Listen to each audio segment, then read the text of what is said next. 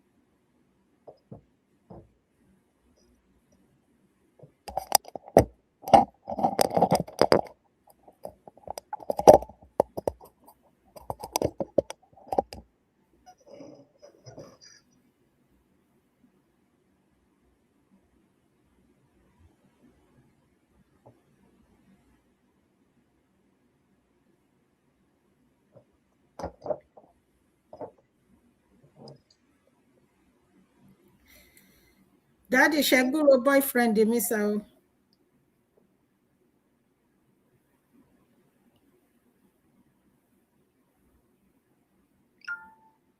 Gbọ́ yín o. Ẹ gbọ́ mi. Orí àlàáfíà ló wà, mo níṣẹ́ yín náà ń gúrò lé. Bẹ́ẹ̀ ni sà, ẹ káàbọ̀ màmí. Àmì Jésù. Àti mọ́mí àtàdúrà àti Tọ́pẹ́ náà sà. Oh, thank God. Ẹ káàbọ̀ grandma.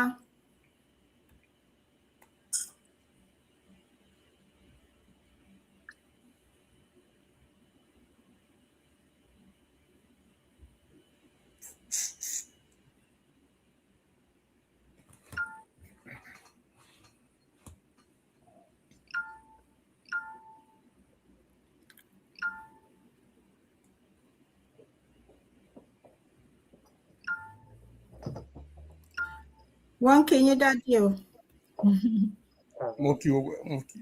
Mo kí mọ́mí ẹ là ìbára kí ẹ là o. Ẹ là ọmọ wa, ẹ là ẹni ọlá Ọlájúmọ̀kẹ́, ọmọ alálùbáríkà.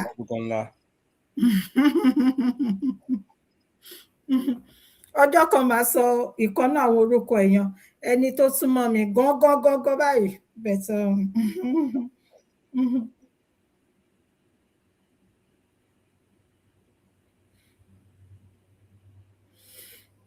Ṣé ká bẹ̀rẹ̀ sà? Ó kù lọ́wọ́ yín báyìí. Lọ́wọ́ Ọlọ́run ó dáa. Bàbá wa KOFO Rọlá, ẹ jọ̀wọ́ ẹ ṣíwájú wa náà àdúrà sà.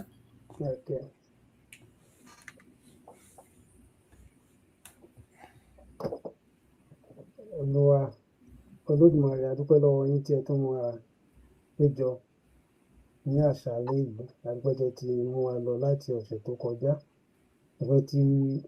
A dúpẹ́ pé a kò gbúrò ibi sí ẹni nínú wa. Ọpẹ́ àti ìyìn fún ọkọ ní òkè ọ̀run.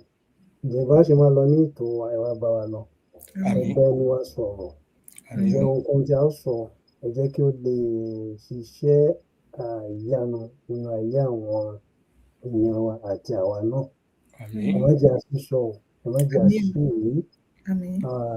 Ní ìkẹyìn, ẹ jẹ́ kí ògo kí jẹ́ ti yín, kí ìbùkún tí ó sì jẹ́ ti wa. Orúkọ Jésù Kristi Olúwa wa. Àmín. Àmín ní orúkọ Jésù. Ẹ ṣeun gan ni bàbá wa, ẹ kú àdúrà. A kí wa pé ẹ káalẹ́, àsìkò tí ẹ bá wà àfi kí yín. A fi orúkọ Ọlọ́run Elédùmarè tó ga ju gbogbo wa lọ pátápátá ní ìkọ̀kan, àfi kí ẹ̀yin ìyá wa, àfi kí ẹ̀yin bàbá wa wípé ẹ káàbọ̀ lẹ́ẹ̀kan sí orí ètò yín, ètò wa ti alẹ́ ní. Orúkọ tèmi kò yí padà, Fúnkẹ́ Ìyálájé Yorùbá Talk Show ní orí YouTube. Fúnkẹ́ Ìyálájé Yorùbá Talk Show ní orí YouTube. A dúpẹ́ lọ́wọ́ ẹ̀yin afẹ́nifẹ́re wa tẹ́ ń bá wa subscribe. Tẹ́ ẹ bá ti subscribe, ẹ lọ bẹ̀, ẹ bá wa subscribe. Àwa dúró fún ìdàgbàsókè, ìlọsíwájú, gbogbo nǹkan tí wọ́n ń pè ní ọmọlúàbí, bí ọjọ́ ọ̀la ilẹ̀ aláwọ̀ dúdú lápapọ̀ bó ṣe máa dára, tí ẹ̀yin àti èmi àti àwọn ọ̀ràn wa tó ń bọ̀ tí wọn ò ní di àjèjì ní orí ilẹ̀ wọn. Nǹkan tá a dúró fún ní orí ìkànnì yìí nìyẹn. Ètò nípa ìdílé, àwa náà ni à ń jà fún ẹ̀tọ́ ọmọ ènìyàn àti ohun tó bá dára tí wọ́n ń pè ní ọmọlúàbí. Nǹkan tá a dúró fún nìyẹn. Tó bá yẹ pé fún ìgbà àkọ́kọ́ tẹ́ ṣe ń rí wa, ẹ ṣé gidigidi gan ni. Ẹ jẹ́ kí wọ́n bẹ̀rẹ̀ sí ní kí ẹ̀yin ìyá àti bàbá wa bí ẹ ṣe ń wọlé, kí n tó lọ sọ́dọ̀ àwọn bàbá mi méjèèjì.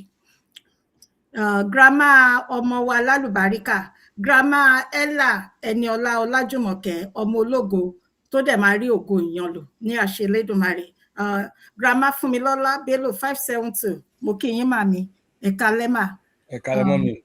Àgbáyé kálẹ̀ o, ẹ ṣé lọ́pọ̀lọpọ̀, ẹ kú gbogbo gbà, àjọṣe wa kò ní bàjẹ́.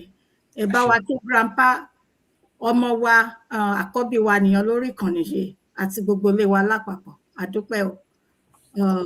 Ìyá wa Ọmọlára Ògúndáre 7989, ẹ káalẹ́ ìyá wa, akọ̀wé wa lórí ìkànnì wa nìyẹn. Ẹ káwọ̀ mọ́. Ẹ ṣé mọ́mì, àjọṣe wa kò ní bàjẹ́, àdúpẹ́.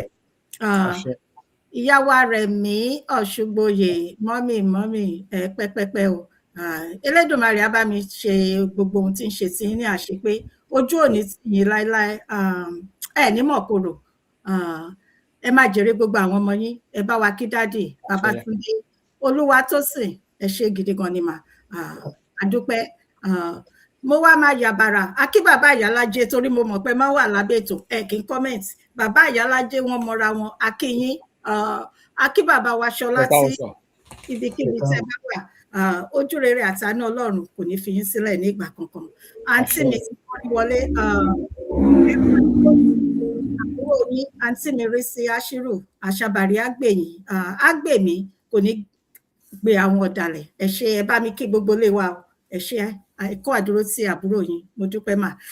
Mo wá máa yàbàrà, èní ní ọjọ́ Ẹtì, èyí tá a dìjọ máa ń ṣe ètò pẹ̀lú àwọn bàbá mi méjèèjì. Màá bẹ̀rẹ̀ láti ọ̀dọ̀ bàbá wa Professor ọ̀jọ̀gbọ́n àgbà. Bàbá wa ẹ káalẹ́, ẹ káàbọ̀, ìkúnlẹ̀ mi rèé dádì o. Ẹgbẹ́ra ńlẹ̀ ìyá ló, ẹ kú àpàdé o. Ẹ ṣé, ẹ kú dìde, ojú òní tì yín láéláé o. Kò ní rẹ̀ yín, àjọlẹ́wà ẹ máa mórí délé. Nígbà tí àsìkò bá tó láti lọ, àti ẹrú àti ẹrù lẹ máa kó padà lọ sílé o. Ẹ ṣé gidi gan ni sà, ẹ ṣeun. Màá lọ sọ́dọ̀ ẹ̀gbọ́n mi, bàbá mi, bàbá ẹgbẹ́. Mo fi tọ̀wọ̀tọ̀wọ̀ dá orúkọ wọn, Dr. Moses. Ṣe nígbà tí ẹ ti ń jẹ́ doctor, àwọn kan mo ti rí lẹ́yìn ìgbà yẹn, mi ò kàn ṣí ẹ̀ pẹ̀lú yín ni, tí wọ́n ti ń jáde pẹ̀lú doctor.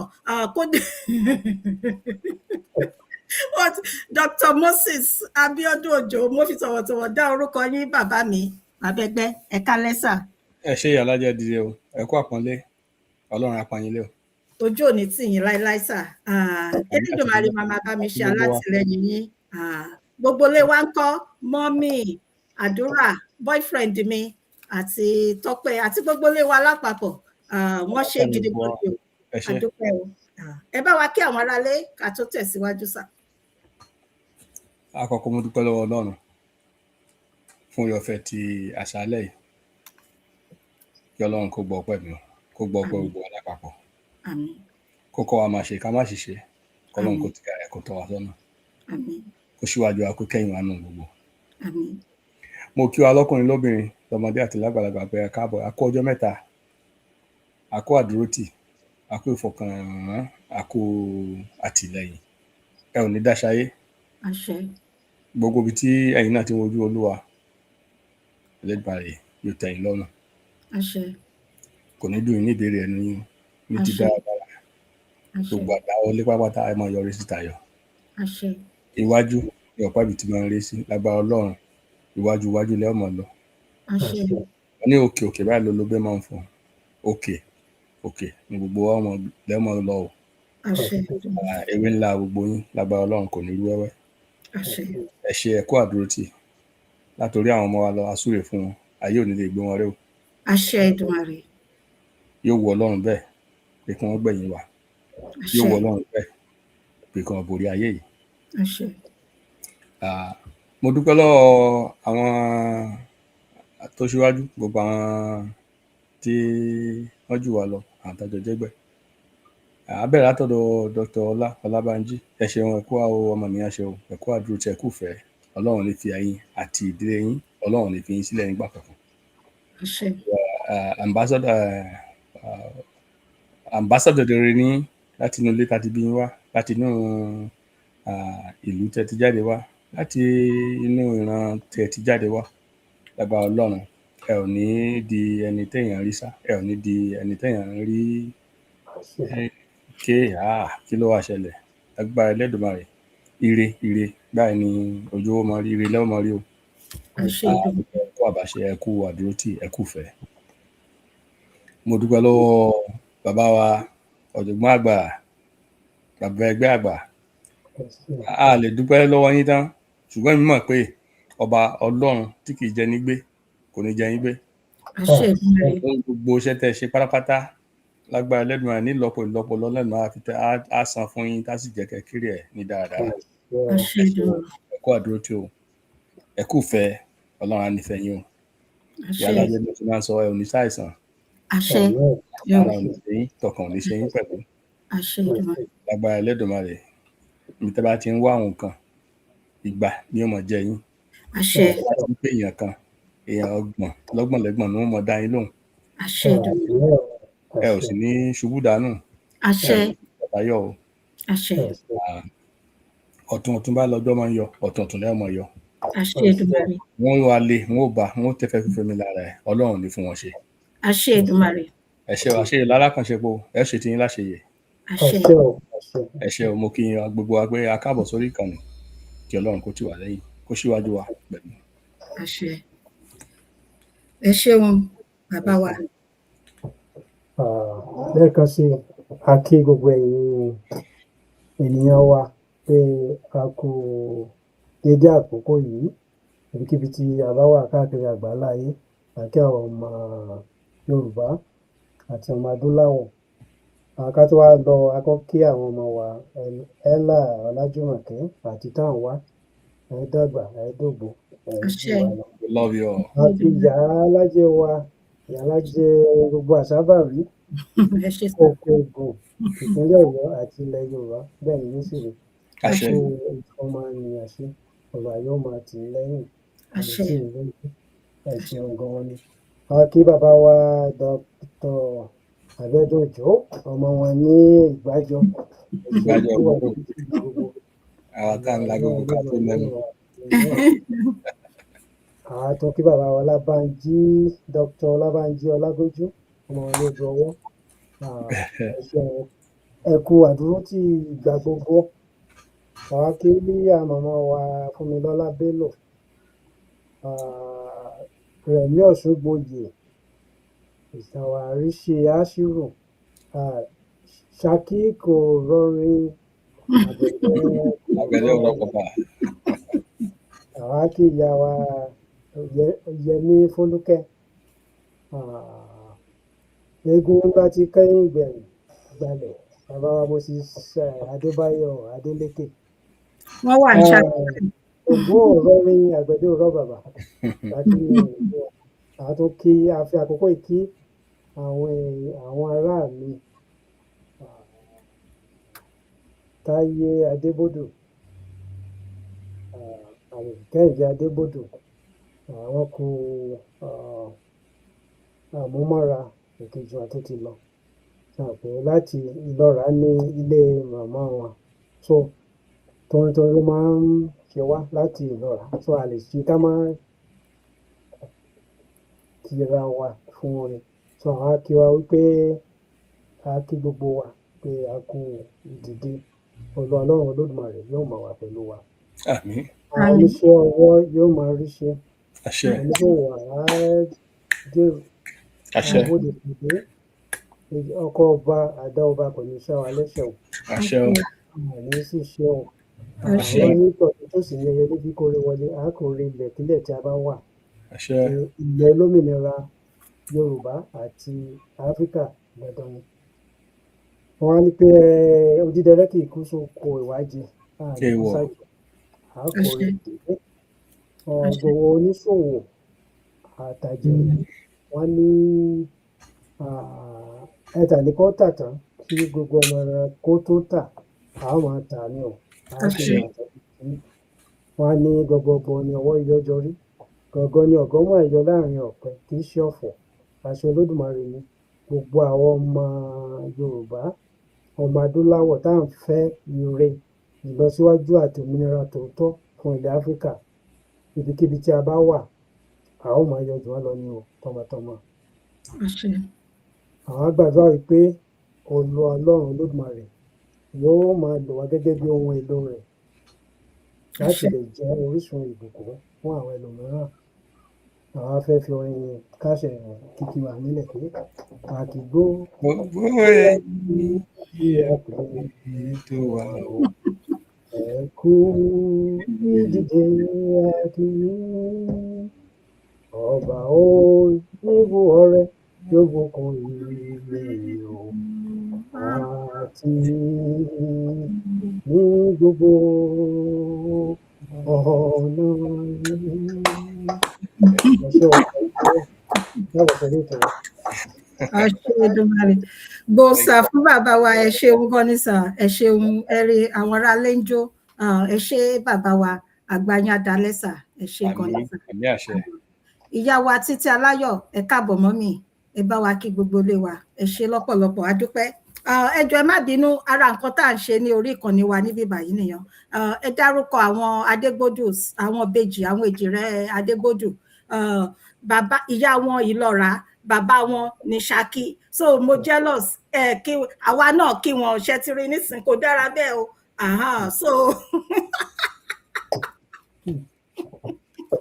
so ẹ má bínú, ẹ jọ̀ọ́ torí Ọlọ́run, mi ò rírú ẹ̀ rí, ká sọ pé mo wá lọ́kùnrin ni mi ò mọ nǹkan tí mi ìbá jẹ́, ṣùgbọ́n obìnrin tó torí kò síbi tí a máa dárúkọ ìlú mi, tẹ ẹ ní dárúkọ ẹ wà ní dárúkọ ìlú mi yàn, ó ti o.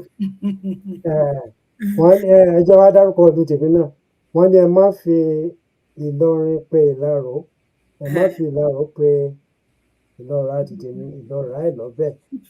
Ẹ sì má fòjó pòjò. Àbí? Ẹ má fòjò pòjò.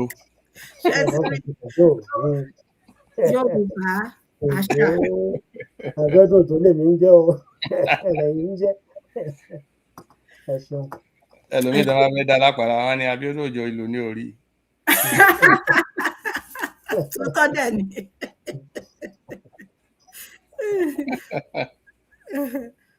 Yorùbá. Bẹ́ẹ̀ ni Yorùbá, yes, ẹ ṣé gan ni.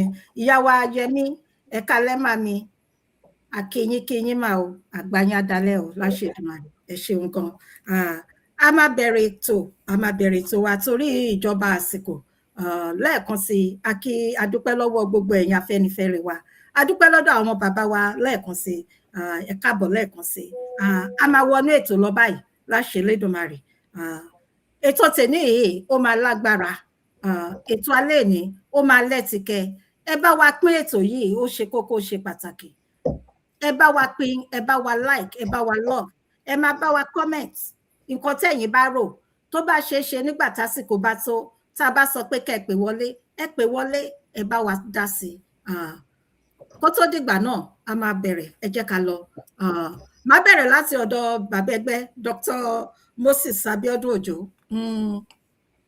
Mo dìídì fi àkọlé yàn sílẹ̀ torí pé a máa yà sí oríṣiríṣi, a máa yà lọ sí oríṣiríṣi àwọn bó ṣe ń lọ ní orílẹ̀-èdè Nàìjíríà, ní ilẹ̀ Yorùbá àti ní gbogbo ilẹ̀ aláwọ̀ dúdú lápapọ̀. A máa yà sí Burkina Faso, ṣùgbọ́n a máa kọ́ bẹ̀rẹ̀ ní orílẹ̀-èdè Nàìjíríà, pàápàá jùlọ bó ṣe ń lọ àsìkò ìdìbò ó ti bẹ̀rẹ̀ báyìí.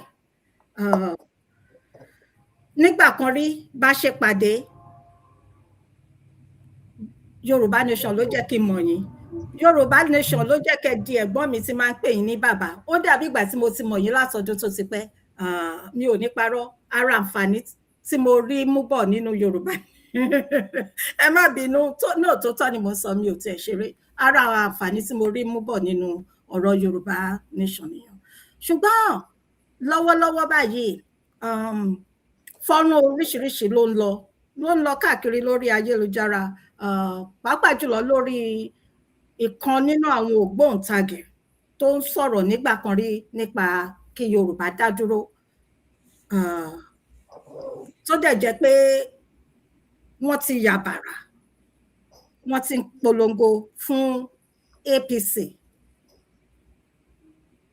Ẹ̀dẹ̀ máa ń sọ nǹkan kan ní orí ìkànnì yìí, bóyá tìtorí ẹ̀ làwọn tí wọ́n fi sọwọ́ sí mi, bóyá tìtorí tiyín tẹ máa ń sọ ni, mi ò ní parọ́ sà, wípé ǹjẹ́ kò yẹ kí wọ́n wá ṣàlàyé fún wa pé òkè, ìdí rèé o tí a ṣe ń polówó. Àwa náà la sọ pé Adégún, àwa náà la tún sọ pé nísìn Adé Ògún mọ́, báyìí kàsà báyìí kèsè. Ǹjẹ́ ó yẹ kó rí bẹ́ẹ̀? Kí ni ìdí ẹ̀ gangan? Ṣé ó ṣe kókó? Ǹjẹ́ ó ṣe pàtàkì fún wọn láti wá yànnàná pé àwa nígbà kan rí o, àwa la sọ báyìí, ṣùgbọ́n a tún ti padà sí, àti kéèbì wa jẹ. Ìdí dẹ̀ rèé. Bí màá bẹ̀rẹ̀ láti ọ̀dọ̀ bàbá wa Dr. Moses Abiodun Ojusa. Bóyá kí n kọ́ play fọ́nrán yẹn. Ẹ ṣe kẹ̀tẹ̀ tó play rárá, torí fọ́nrán tẹ máa play yẹn, Ìyálájé, mo kí gbogbo ẹ̀yin yẹn wa o, mo kí wa. Èní ní ọjọ́ 21 oṣù kẹjọ ọdún 2026. Èní yóò lápẹ̀rẹ̀. Gbogbo ohun tí n bá sọ lónìí, mo fẹ́ káwọn èèyàn lọ dìmú dáadáa. Ẹ ká fọ́nrán yẹn, kẹ́ ká pamọ́ dáadáa. Ẹ fiyèsí gbogbo ohun tí n bá sọ lẹ́sẹẹsẹ. Mo fẹ́ ká fiyèsí. Àyè wà, mo pè yín Ìyálájé, pé lónìí àyè wà dáadáa. Torí tẹ bá lù pẹ́pẹ́pẹ́, ẹ jẹ gbèsè ẹgbẹ̀fà. Tẹ bá lù bàmùbàmù, ẹ jẹ gbèsè ẹgbẹ̀fà. Kí ó lè ṣe ní lù lálùyà. Orí tàbí tá a dé ni.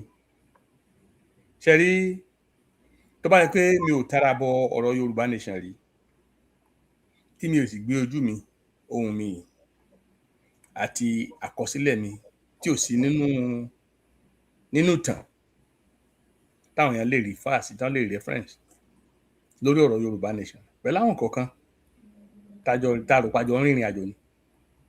Irú táìmì yìí, èmi àti bá tèmi lọ, ṣe ọ̀nà sáà mi ò tiẹ̀ ní sọ̀rọ̀. Ṣùgbọ́n torí pé wọ́n ṣe mistake àti òòṣà òkè tí ò ní jẹ́ káṣírí wọn bò, ló fà á tí ìrìn mi ṣe rìn bó ṣe rìn yẹn. Ẹ rí i pé gbèrègbèrè kò sọ gbèrègbèrè kò jọ ọmọ mi, wọ́n fẹ́ wá drop ọmọ mi lé, otherwise mi ò sí nínú ẹgbẹ́. Mo sọ fún yín pé mi ò ń báyàn, mi ò lọ́rẹ̀ẹ́ kankan níbí. So kò sí bẹ́ẹ̀ ṣe fẹ́ mú mi wọnú ẹgbẹ́ kankan. Ṣùgbọ́n ẹni tó wá gbọ́mọ mi kalẹ̀ ńlé lórí flag Yorùbá Nation níwájú mọ́tò mi ló ní pé ṣọmọ iṣẹ́ Yorùbá, ọmọ Yorùbá ni mí. Ó ní Oòduà ni mo ní tọkàntọkàn. Ó ní ẹgbẹ́ wo lèmi wà? Mo ní ẹgbẹ́ kẹ̀, báwo, mi ò ṣẹgbẹ́ kankan. Ẹ wo mo ṣe wá rìn gbèrègbèrè títí wọ General Secretary odidi wáyẹsì yẹn. Torí pé Ọlọ́run àwọn bàbá wa yìí ó mọ nǹkan tó ń ṣe, àti pé àṣírí àwọn ọ̀dàlẹ̀lẹ̀ àsìkò tọ́lọ́run ṣe tán láti gbà wáyìí, ó máa gbà wá tán lágbàtà ni. Àgbàtán báyìí ni ìgbà máa ń gba ọ̀pẹ. Ṣùgbọ́n àwọn tí ó tarọ́ tàn wá, tí wọ́n mọ̀ kó wa sínú ìgbèkùn, lọ́lọ́run mọ̀ fẹ́ tú àṣírí wọn, ló ṣe jẹ́ kírú èmi rìn mo ṣe rìn. Nígbà tó Ọlọ́run tó máa wá bá mi ṣe, ó tún wá ní kí arábìnrin kan láti Ṣakí kó tún wá dá talk show kalẹ̀. Otherwise ta ló ń mọ̀kòlò mi lọ́yọ̀ọ́? ṣùgbọ́n orí tàbí tẹ́wàá ẹ rí mi wò bí ìran àgàgà àwọn tí wọ́n pera wọn tán rò pé táwọn bá sọ lọ àwọn lè sọ pádégún lónìí táwọn sọ pé adé ò tún gún mọ́ lákòókò yìí láti ka ìbọlẹ̀ mo rọ gbogbo wa mi ì lérí ìjà fẹ́ nìkankan o ṣùgbọ́n tó bá di ìjà kájọ jà mi ì lérí kíní kankan mẹ́nìkan o ṣùgbọ́n ní ibi tá a dé yìí tójú bá ń ṣe pin àwọn bàbá wa máa ń sọ ní pé èèyàn máa ń yọ hàn ojú báyìí ni ṣe get I'm never gonna keep quiet Ọlọ́run nìkan ló lè gbóhùn lẹ́nu mi kò sí lọ́wọ́ mi èèyàn kankan. Therefore, it is time for us to start talking. Today is going to be a serious time for us to really talk. And fún gbogbo ọmọ Yorùbá, wọ́n mọ̀ pé agbọ́n recently mo rí kíní kan tó sọ pé even the scientists are saying pé Yorùbá ni the first language and that the Yoruba people are the first existing human beings on earth. Ẹ̀rọ máa ń sọ nígbà kan pé àfàìmọ̀ kó má ṣe pé Yorùbá gan lọ́lọ́run fi dálé ayé ló fi dá ayé wọn ọ̀run. Máa ń sọ kíní yẹn. Torí pé nínú ọ̀rọ̀ wa ẹ rí i pé the language itself calls for your wisdom to be all encompassing. It's nínú ọ̀rọ̀ ọgbọ́n àti òye ó máa ń hù nínú ẹni. So your wisdom is wide. It's limitless because of the nature of that language itself. So tó máa sọ pé Yorùbá ọgbọ́n irọ́ náà ń pa. Tó máa ní Yorùbá ọmọ nǹkan tó ń ṣe irọ́ náà ń pa. Irọ́ wa ó jinlẹ̀ dáadáa. Bíbélì ni ó pè ní ẹni ó mọ̀. Ẹ understand? Ní Yorùbá mi ò tí ì rí irú ọlọ́gbọ́n tiwọn. Tá a bá fẹ́ ṣe nǹkan a fẹ́ ṣe. Tá a bá fẹ́ ṣe nǹkan kò sẹ́ni tó lè ṣe wá lọ́wọ́. Ṣùgbọ́n a lè fi gbígbọ́ ká fi ṣaláìgbọ́ ká fi ran ká fi súyìn ká fi tẹ́ àwọn èèyàn lọ́rùn. Ṣùgbọ́n àwọn kan wà tá à ní dákẹ́ tá à ní dáalé jẹ́ pé lórí òótọ́ yìí kí gbogbo ayé mú wa lọ́ta yẹn làwọn máa dúró lé lórí. Òótọ́ táwọn sì sọ kò lè pa wá lágbára Ọlọ́run yóò gbà wá láàní. Torí pé kì í ṣe nítorí tèmi Ọlọ́run mọ̀ pé kì í ṣe nítorí túrú tèmi yìí. Ṣùgbọ́n tí máa wo orú àwọn ẹ̀là tí mo rú àdúrà gbogbo tó bá gbà ńlá fi fún. Mo kí wa lẹ́ẹ̀kan pé a káàbọ̀ sórí ìkànnì yìí. Fídíò Kóìkì Ìyálájé máa bẹ̀ yín nítorí Ọlọ́run káwọn èèyàn wa wá bá wa wò dáadáa. Ṣé pé èmi ò ní kéèyàn má ṣe òṣèlú. That's a different story. That's a different story. Àwọn tó ti ń ṣe ìdílé kò sí káwọn èèyàn máa yan dáadáa torí this is not about envy. Torí kò sí wọ́n ní omi tí èèyàn mu ò ní sọ̀kọjá rẹ̀. Bẹ́ẹ̀ni sir. Bí àwọn bàbá ṣe máa ń pa lówe nìyẹn. A sì mọ́ra wa rí. Kò sí bí tá a ti fẹ́ àgbàyàwó kò sí bá a ti fẹ́ kò sí nǹkan tá a fẹ́ gbà lọ́wọ́ ara wa. You understand? Èmi àti Kóìkì àti anybody in the movement of your nation there's nothing tí ẹnìkan owe mi kò sí nǹkan tí mo owe anybody. Kò sí nǹkan tí ẹnìkan ní tó Dangote nìyẹn kò sẹ́ni tó lówó ẹ̀ láfíríkà àbí ṣé ẹ lára ẹ̀ ni ká máa sọ pé àwọn ará wa yìí ṣẹ̀gẹ́ẹ̀tì kan mọ́ sọ tí mo ta ti sọ nìyẹn ìka ò sì dọ́gba mi ì sọ pé àwọn èèyàn ò lówó lọ́pọ̀ ṣẹ̀gẹ́ẹ̀tì ibi tó káàkó mọ́ ló mọ́ ọba àbòmí bí ẹrú bòmí ni kẹ́lẹ́ mọ́ ṣe understand so àjùlọ òpin Ọlọ́run nìkan ló bá gbogbo wa. This is not about envy. This is about a journey and a race that is battling for survival. And the fact that what is not right must be pointed out so that this generation will not lose their course, their focus. So that the struggle and the journey towards freedom will not be met with confusion. Torí àwọn tó fẹ́ cause the confusion yìí a gbọ́dọ̀ gbà wọ́n láàyè. Ara wọn ni Kóìkì wà, Kóìkì media.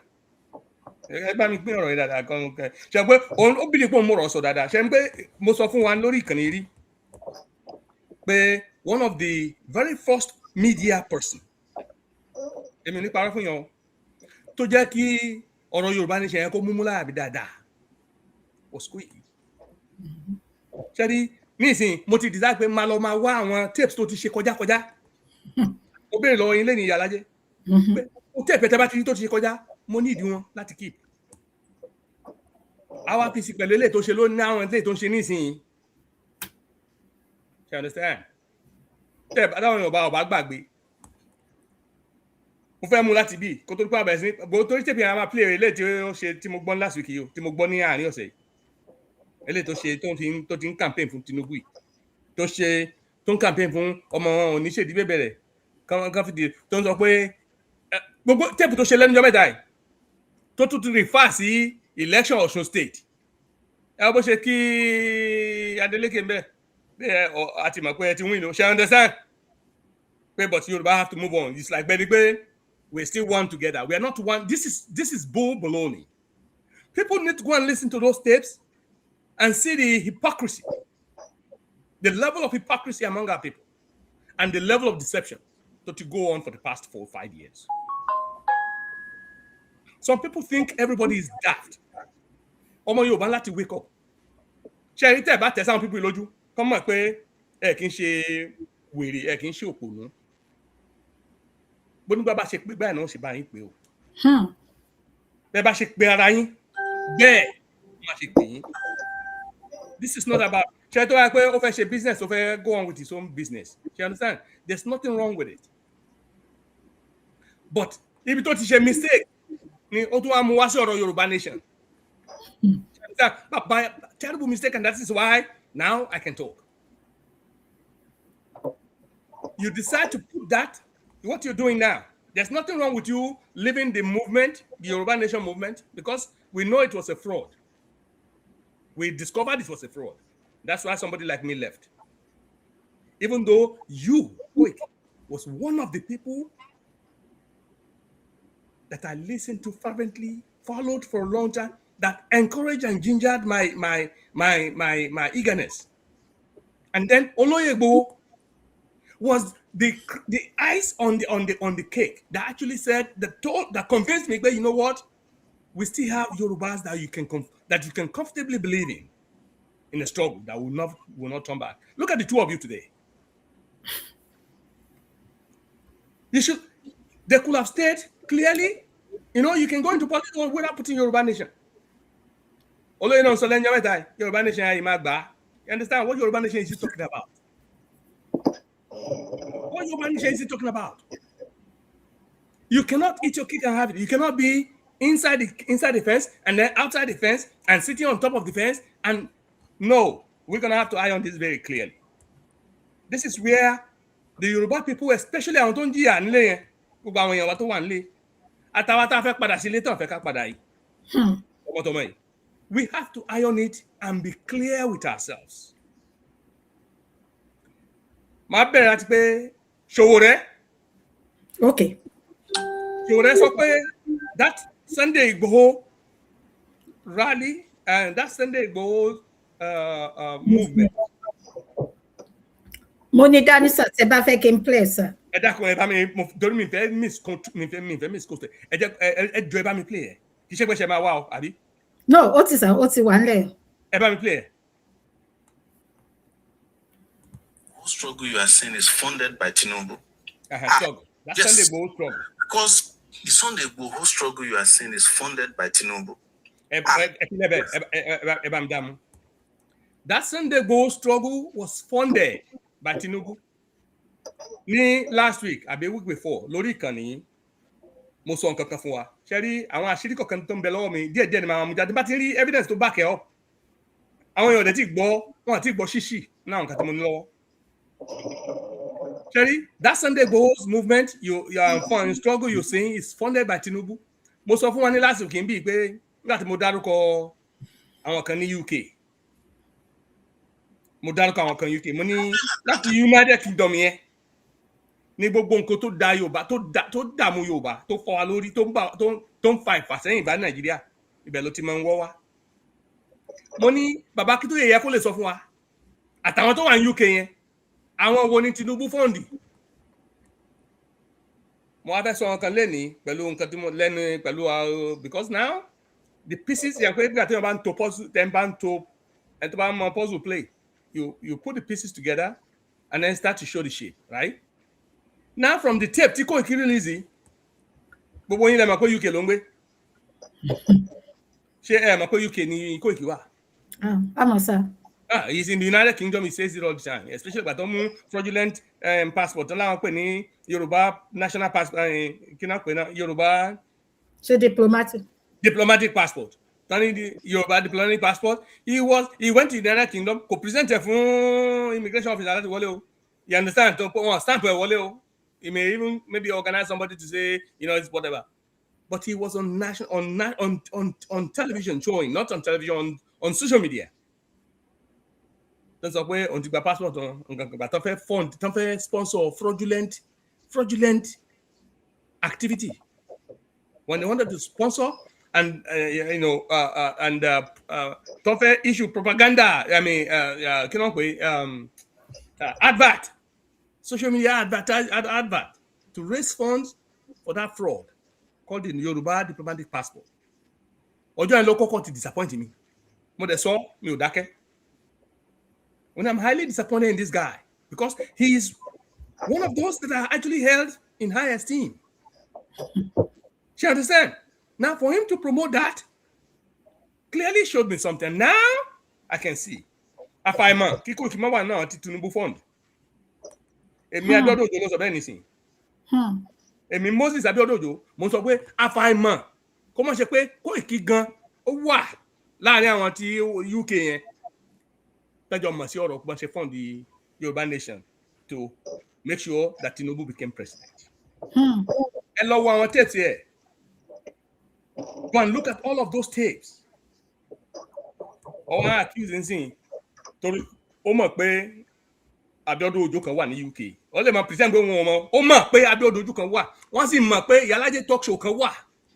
Ó já gbogbo nọ́mbà wọn because show yìí ló destroy diplomatic passport tó ń bẹ́ẹ̀ ṣe irọ́ tán parẹ́ yìí. Show yìí òun ló disturb wọn pẹ̀lú rally tí bàbá Akíntóyè ń sá tán gbé bàbá Akíntóyè on a quick kind of talk. It is this show that exposed all of those nonsense. Now it is this show. Ló try àti sọ̀rọ̀ nínú tape tó ṣe again tó ń sọ pé kò ṣe àwọn tó wà ní abroad ló ń bá wí o.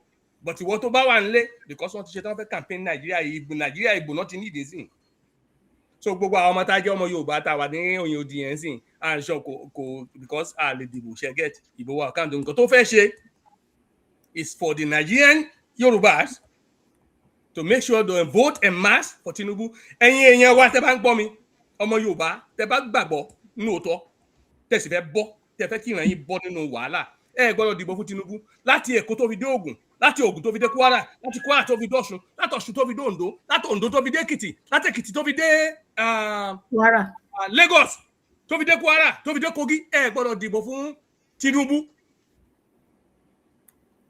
Tẹ́ bá fẹ́ kó dáa fáwọn ọmọ yín lọ́la o tẹ́ bá fẹ́ kó rí ìdìyẹn ó dáa o. Ṣé ogun àpọ́tẹ́lẹ̀ kì í parọ́ àrọ̀ ilé tó bá gbọ́n làwọn bàbá tèmi sọ. Eléyìí tí ò bá gbọ́n ogun máa pa ó máa fi ṣe yẹ̀yẹ́. Ṣùgbọ́n tára lẹ́yìn bá ń ja kòkòrò téèyàn bá sọ̀rọ̀ wọ́n ní ọwọ́ ò ní jẹ́ kéèyàn sùn nítorí náà ní gbogbo wa ṣe láti bẹ̀rẹ̀ sí sọ̀rọ̀ láwọ́ tàwa yìí. Ẹ má dìbò fún wọn o. Bọ́n ṣe lò wọ́n lára kọ́kọ́ tí Tinubu fi wọlé táwọn sì jẹ́ kí Buhari ṣe understand tí Buhari àti Northerners fi accept candidacy ojú ọ̀bọ yìí. This is the same thing they're doing now because now he is the president anyway. Well, need the Becky not to accept him as president. Now they want to make sure that they only gather the whole of Yoruba votes. Only win the entire Yoruba land. Láti prove àwọn West Igbe ẹni pé gbogbo àwọn èèyàn ń support wọn tẹ́ bá jẹ́ kó continue ààrẹ wọn máa fọ́ orílẹ̀-èdè yìí. Ṣé I understand pé Yorùbá get ní gbogbo sọ fún yín. This is the game these people are playing and Koiki is one of them. Koiki Media is one of them. Very strong. Ẹ bá ti rí nsìn ẹ̀rí dọ́nà ni ṣe rí business aside tó bá fẹ́ ṣe yẹ pé mo sọ pé tó lóye tó á pé ó dúró ti security ẹ̀ as a matter of fact there was a show tá a ṣe tẹ́nìkan sọ pé wọ́n ní fún wọn ní pé kò sí nǹkan tó burú pé kán fún olóyè ní security táwọn ẹ bá fẹ́ sọ òótọ́ tí mo ní at least wọn ní máa pa ọmọ Yorùbá mọ́. If Oloye had been so smart, if he was wise, tí o bá listen sí council àwọn idiots tó wà around there, I call them idiots because they are morons. I see now, I can classically tell the people around him who are giving him advice are morons. Èmi Abiodun mo sọ bẹ́ẹ̀. Because if he had stayed only with security and refused these politicians money, that if he stayed only with security, yes, Tinubu gave you a pardon. Now we know the Yoruba nation was actually Tinubu's instrument. We know that already. Because the Yoruba nation, Yoruba nation, our key players, nobody is want to talk about this. Baba Kitoye àtàwọn tó wá láti London tó fi dọ́rọ̀ Koiki.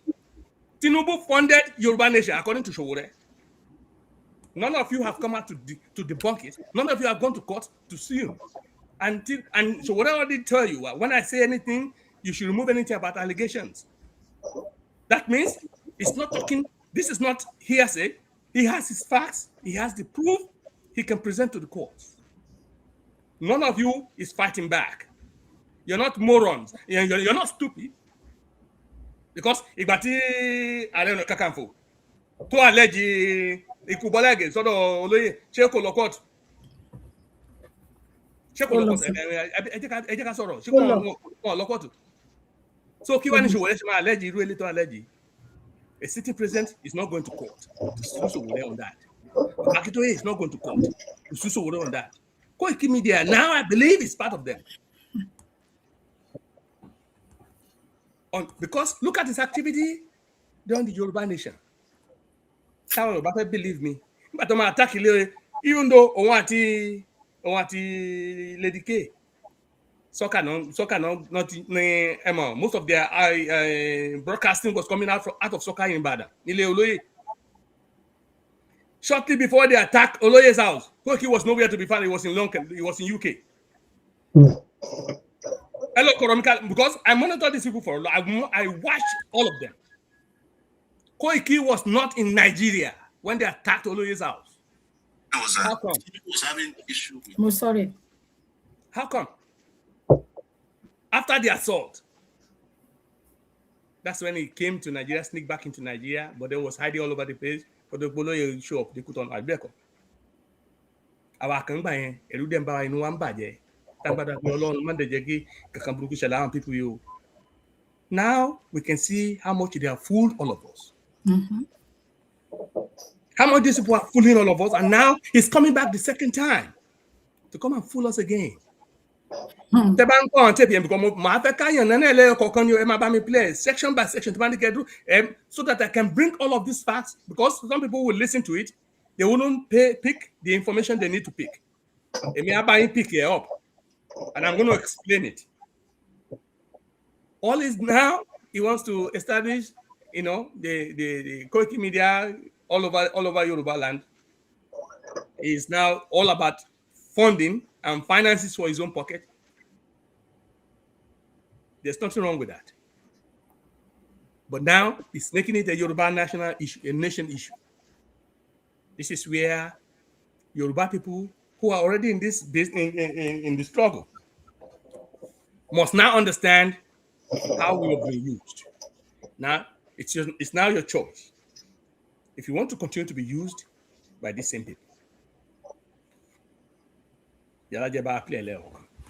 Ṣé kí n tẹ̀síwájú pẹ̀lú ti Sowore ni àbí ká lọ sí ti Koiki sá? Ti Sowore nǹkan tí mo fẹ́ allegation tí mo fẹ́ mú yẹn àwọn èèyàn lè lọ gbọ́ ti Sowore a lè post ẹ lórí platform later káwọn èèyàn lọ listen sí. But kíní tí Koiki ṣe tí exchange lẹ́yìn tí mo get mo fẹ́ kẹ́ play voice yẹn tí máa sọ kẹ́ bá mi post máa fẹ́ ṣàlàyé àwọn kankan fáwọn èèyàn wa. Ó dá sá. Ẹ ṣé sá. Akí bàbá wa Clef Wallace, bàbá wa Waris Jinadu, ìyálóde wa Akinyi. Daddy, ẹ jọ̀ọ́ kí n tó play yan. Mi ò bá ní bóyá ká kọ́ play àwọn eléyìí náà. Ó nídìí kan tí n ṣe fẹ́ mo fi sọwọ́ sí.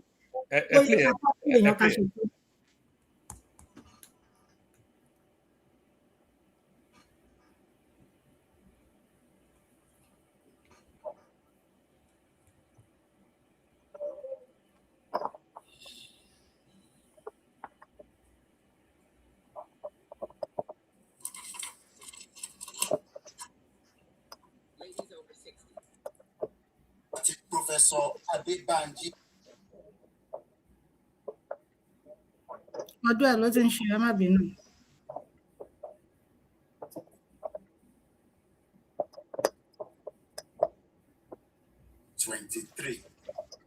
The time is just coming up to 13 minutes past 8 p.m. News kan ti wà lórí social media tí fẹ́ kí gbogbo ọmọ Yorùbá kẹ́kọ̀ọ́ mi dáadáa. Dr. Olóyè Sunday Adéyẹmọ Ìgbòho tí gbogbo wa mọ̀ sí Sunday Ìgbòho Òòṣà àti bàbá wa Professor Adébánjí Akíntóyè. Ó likely kẹ́ ti lọ rí news kan tó wà lórí Gawat ní orí Twitter tí àwọn ọmọ Yorùbá bíi mélòó kan a máa dárúkọ wọn lálẹ́ tí wọ́n náà wọn lọ ìjọ́sìn Bọ́lá Ahmed Tinubu. Mo fẹ́ fi dá gbogbo ọmọ Yorùbá lójú ní wákàtí pé bàbá wa Olóyè Sunday Adéyẹmọ Ìgbòho Òòṣà àti Professor Adébánjí Akíntóyè wọn ò ní kankan ṣe pẹ̀lú àwọn tí wọ́n lọ endorse Bọ́lá Tinubu ìyẹn nílùú Èkó. Ṣé kí n máa play ní sọ? Àgbọ̀ yín sá. Mo ní kẹ́ bá mi pọ̀ sẹ́bẹ̀ yẹn náà number 1. Ẹ̀yin èèyàn ẹ listen sí nǹkan tí Koiki sọ yẹn kẹrí mo fẹ́ yànnàná irọ́ tó wà òpùrọ́ tó wà ń bẹ ni o irọ́ tó wà náà nǹkan tó sọ yìí. Ní ìgbà kan tí Yorùbá Nation hot tí a ti mọ̀ pé wọ́n ń parọ́ tàn wá ni tá a ti mọ̀ pé ṣe ni Tinubu sponsor Yorùbá Nation. How many times ni bàbá tó yẹ nìkan pé Yorùbá General Council ká bá ọmọ Yorùbá sọ̀rọ̀ ṣé àwọn ọmọ Yorùbá ṣàtìtàn nílé ayé?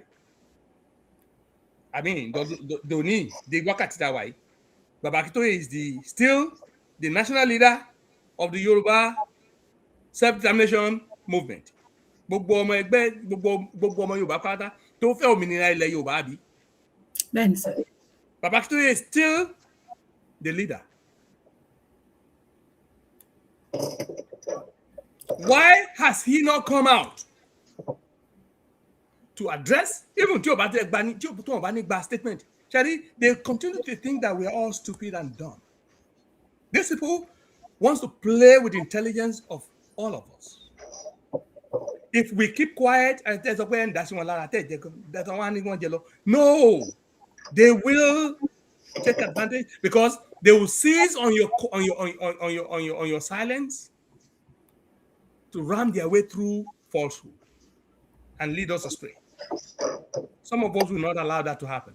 Shari, eléyìí wá ṣe jáde yìí, wọ́n ti gbọ́ tape wa tá a ṣe ní jẹ́njọ́ tí mo sọ lórí ọ̀rọ̀ pé olóyè how market. Ṣé pé wọ́n ti gbọ́ tape yẹn. This is the response now. Pé kan lọ clarify, they're trying to do damage control. No, ó ti sà ṣe rí eléyìí sà. Nígbà tí ọdún 4 sẹ́yìn tí àwọn omíyalé tó bá ó tẹ̀síwájú dárúkọ omíyalé tí wọ́n lọ campaign fún. Kò ṣe campaign lè tó kọjá, kò ṣe campaign yìí ni. Kì í ṣe tẹ́lẹ̀ tọdún tó kọjá ni sir. Mo ń try to work in relevance at the time because that was a while back. Good. Ìdí ni pé ní ọdún náà wọ́n jáde wọ́n sọ pé kò rí bẹ́ẹ̀ nípa àwọn òṣìṣẹ́ fún Bàbá Bọ́lá Ahmed Tinubu àbí bẹ́ẹ̀ kọ́ ni sir. So kí ló ṣẹlẹ̀? Okay, I thought, okay. Again, I withdraw that statement then. If that was because I thought this was a recent tape.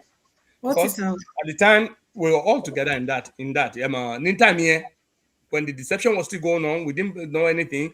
I won't endorse anybody. Now, you understand?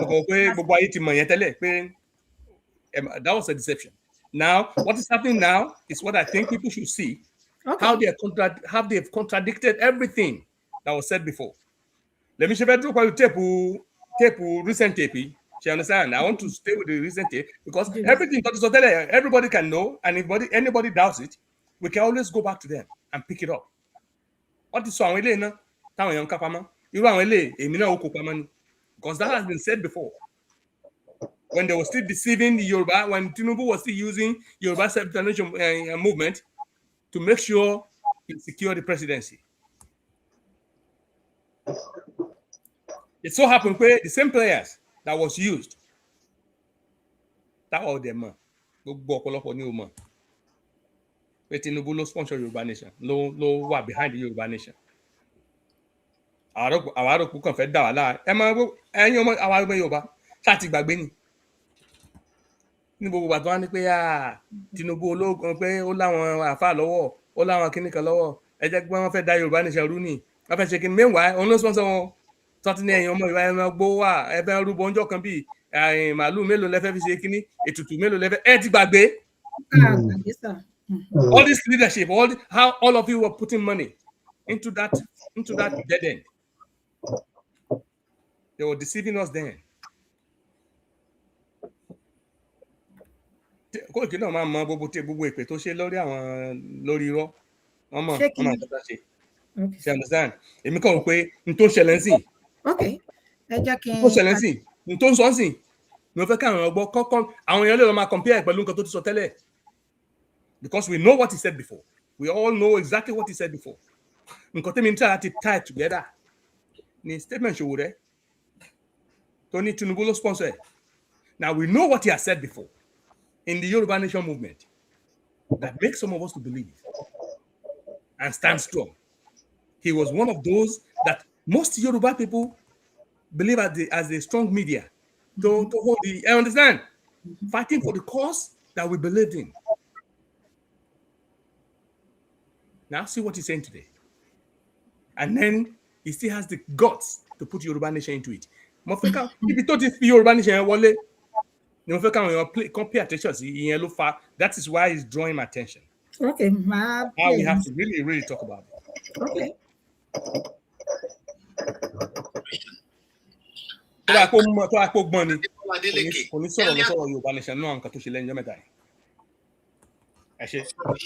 country, under the All Progressive Congress administration, APC, earlier today to congratulate him on his election victory in Osun State. His victory once again confirmed the confidence the people of Osun State have in him. Now, I want us to take note of that word, that àwọn ará Osun State believe in Ademola Adeleke Imole, and they have gone out and given him his vote. That is a state of 4.5 million flourished in our country under the All Progressive Congress administration. I called Governor Ademola Adeleke earlier today to congratulate him on his election victory in Osun State. ẹ̀yin èèyàn wa ṣe rí nǹkan tí Koiki ń kà yẹn is reading it as a representative of the APC. Táwọn èèyàn bá fi pé mo ń sọ nothing wrong, please withdraw scroll it back. He's releasing that statement on behalf of APC. Because initially, let me reintroduce Koiki to you. Koiki is a social media mogul among the Yorubas. Koiki resides in UK. Is a Nigerian-born Yoruba man. Koiki declared to the world, and Chief Sunday Adeyemo Igboho has never refuted. He declared to the world that he is the spokesman during the Yoruba Nation, when the Yoruba Nation, I'm the spokesman for Chief Sunday Adeyemo Igboho Osha. Oloyo they deny, could dispute it. So Koiki is the mouthpiece of CSI. Fast forward, we all know that Oloye has declared his support for President Bola Ahmed Tinubu after he received his freedom. And that, the presidency of Bola Ahmed Tinubu actually encouraged him to proceed or sanction,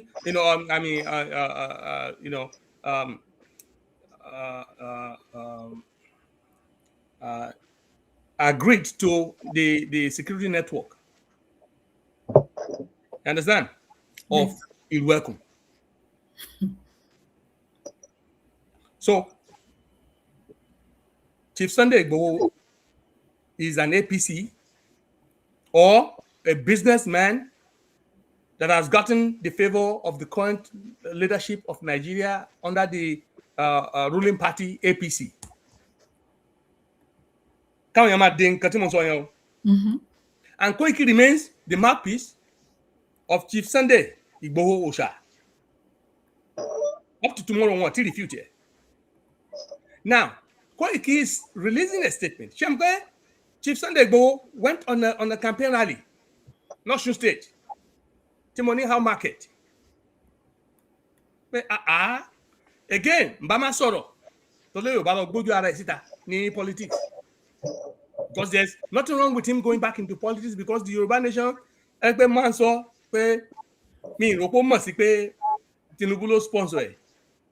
Bọ̀ ń sìn, òun gan ìrìn tó rìn nísìn, ó ń jẹ́ kí ayé máa wò pé ó láti jẹ́ pé àbó mọ̀ sí ni. Ṣé pé lé ayé ti lágbára gan?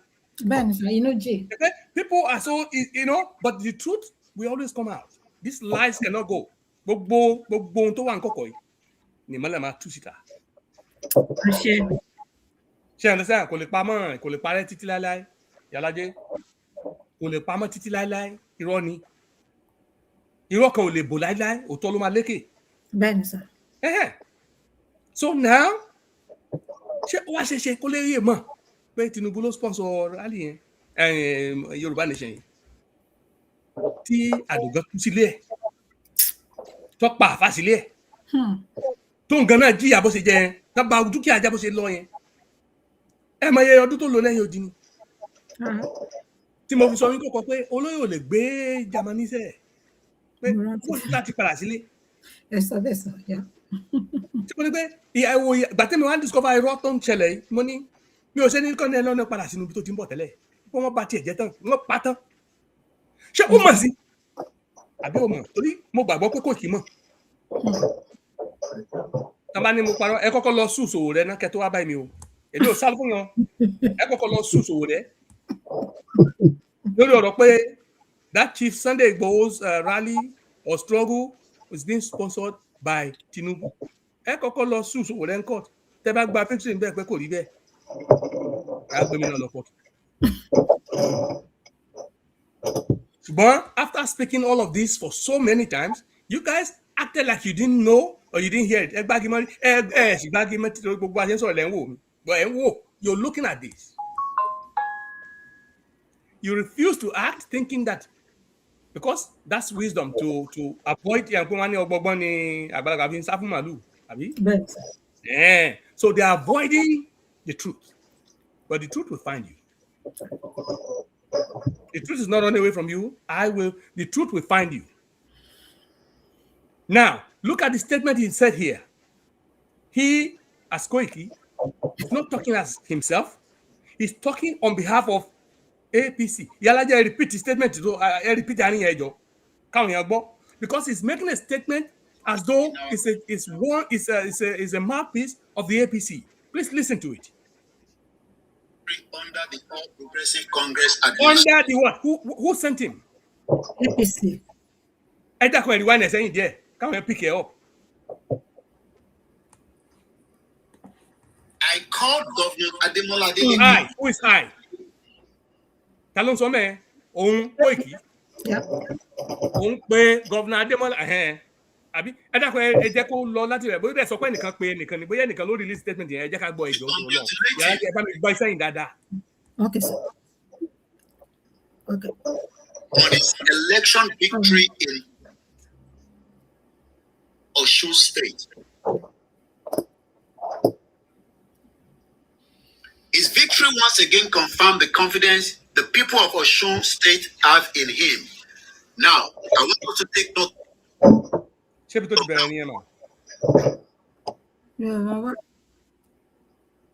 Okay. That àwọn ará Osun State believe in Ademola Adeleke, Imole, and they have gone out and given him his vote. That is a state of 4.5 million. Oh, Dr. Mike in Pewole, sir. Hold on, sir. Okay. Hello, Dr. Ola. Okay. Hello? Yes. No,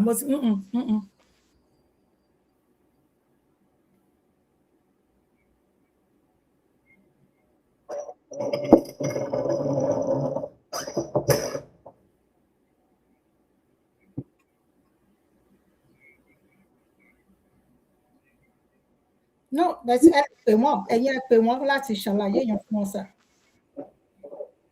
Ẹ̀yin ẹ má bínú jẹ́ kí Alájẹ padà sórí fún wọn ní 1 second.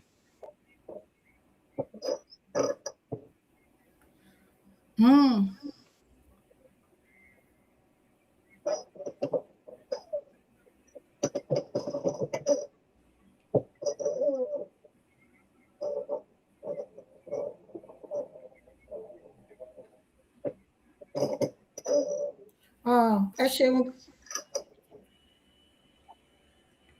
No, but Yalaje emute agoyin.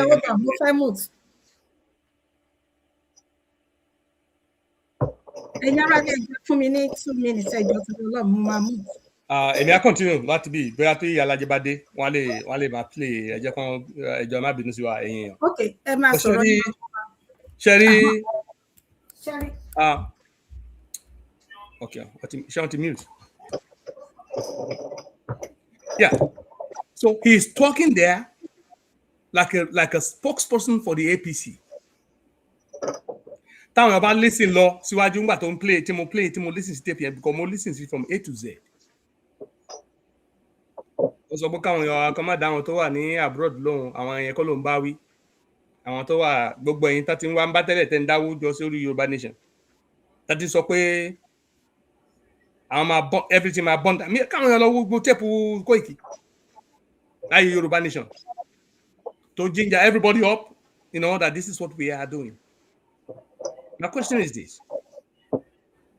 The same person you're campaigning for now happens to be the one teacher would say pé òun ló sponsor Yorùbá Nation movement here. And we saw in the leadership there's something wrong with this movement. Tí mo sọ pé bàbá Akíntóyè lè sọ pé àwọn àti Tinubu ò tí wọn jọ lájọsọ kan tẹ́lẹ̀ káti Yorùbá Nation tó bẹ̀rẹ̀. Táwọn yẹn bá fẹ́ ní mo kán lọ wo tape àwọn Yalaje tí mo ti sọ àwọn ọ̀rọ̀ yẹn. Not too long after that, I get to show tape Sowore. Tí mo ní alábàjọ. Now, with the Sowore tape coming out and nobody is disputing it. They acted like they don't hear it. Shall I be telling my problem here because they're acting like it was never said, like Sowore never said it. Sowore is not just on social media. This guy he actually operates a media house. Ẹ jẹ́ má bínú. Mo ti padà dé sà. Ẹ jọ̀ọ́ jẹ́ kí dáàdì máa sọ̀rọ̀. Mo máa sáré bá yín sọ̀rọ̀ fún ìṣẹ́jú méjì sà. Bàbá wa.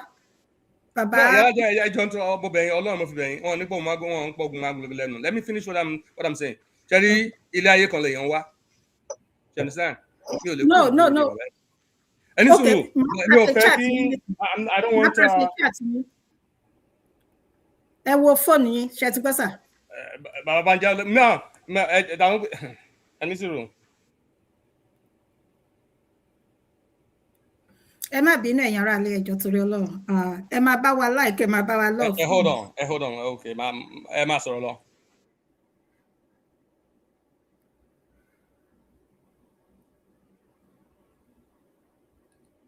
So flourish in our country under the All Progressive Congress administration. I called Governor Ademola Adeleke earlier today to congratulate him on his election victory in Osun State. His victory once again confirmed the confidence the people of Osun State have in him. Now, I want us to take note of that word. That àwọn ará Osun State believe in Ademola Adeleke Imole, and they have gone out and given him his vote. That is a state of 4.5 million flourish in our country under the All Progressive Congress administration. I called Governor Ademola Adeleke earlier today to congratulate him on his election victory in Osun State. His victory once again confirmed the confidence the people of Osun State have in him. Now, I want us to take note of that word. That àwọn ará Osun State believe it. Actually, now I got a clarification. So a statement on President Bola Ahmed Tinubu no release statement here. So definitely that means he's not speaking on behalf of APC, but he's actually reading out.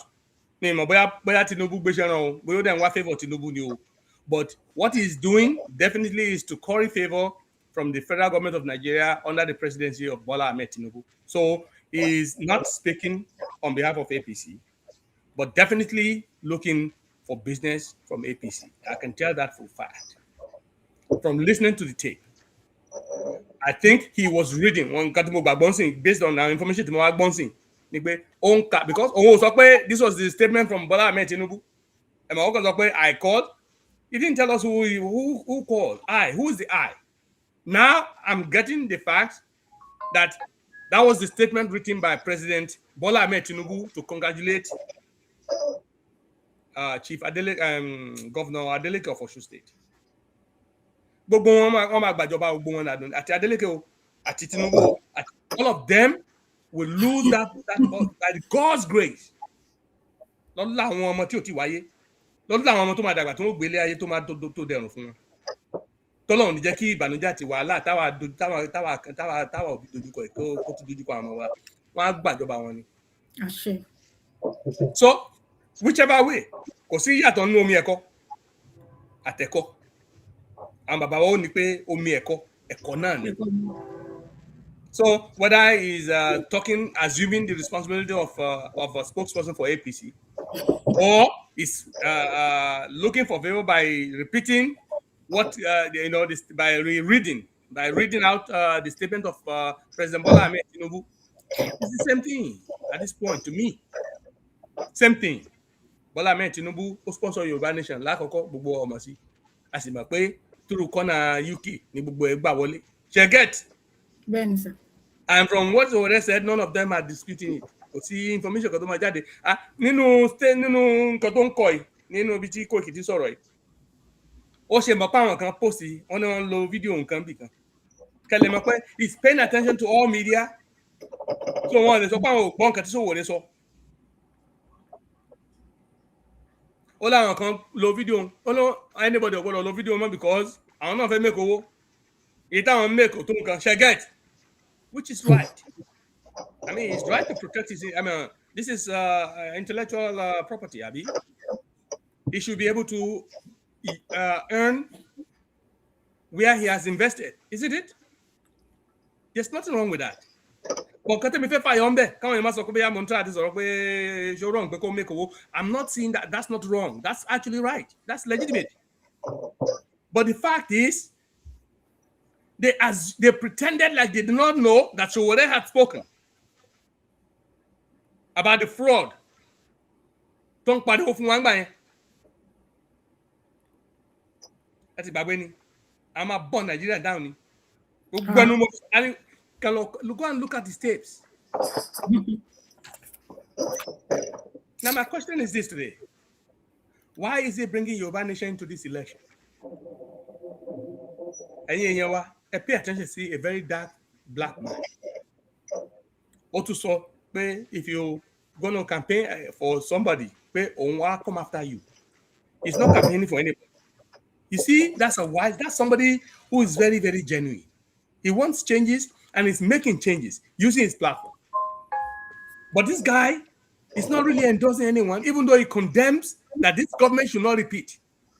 That the government of Tinubu must not be allowed to rule again. But he has not endorsed any candidate. Meaning that Nigerians should choose and choose wisely. But this one, you should condemn it and let it go. If you don't think a very dark man, very different now from these other people that were telling you Yoruba Nation today, no more tomorrow, and now campaigning for the same bastards that are destroying the future of our children.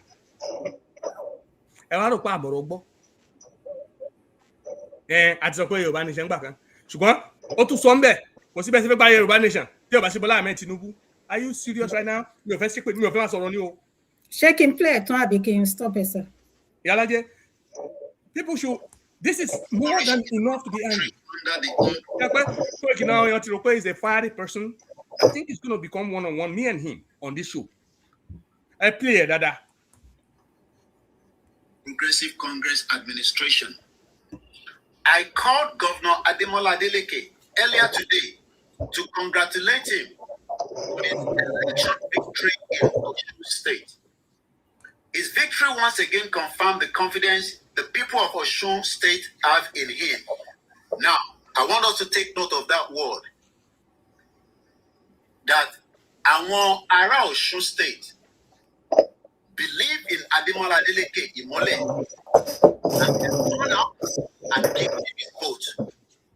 That is a state of 4.5 million flourishing country under the All Progressive Congress administration.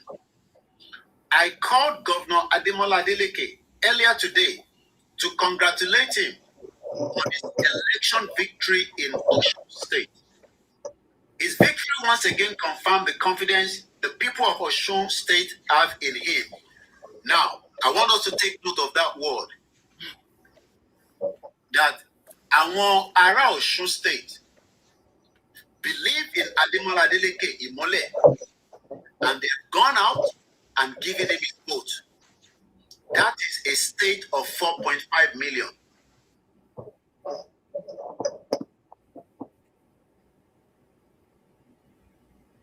Èmi kọ́ sá ọjọ́ ẹni.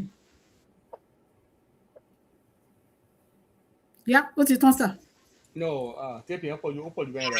In our country under the All Progressive Congress administration. I called Governor Ademola Adeleke earlier today to congratulate him on his election victory in Osun State. His victory once again confirmed the confidence the people of Osun State have in him. Now, I want us to take note of that word. That àwọn ará Osun State believe in Ademola Adeleke Imole and they have gone out and given him his vote. That is a state of 4.5 million.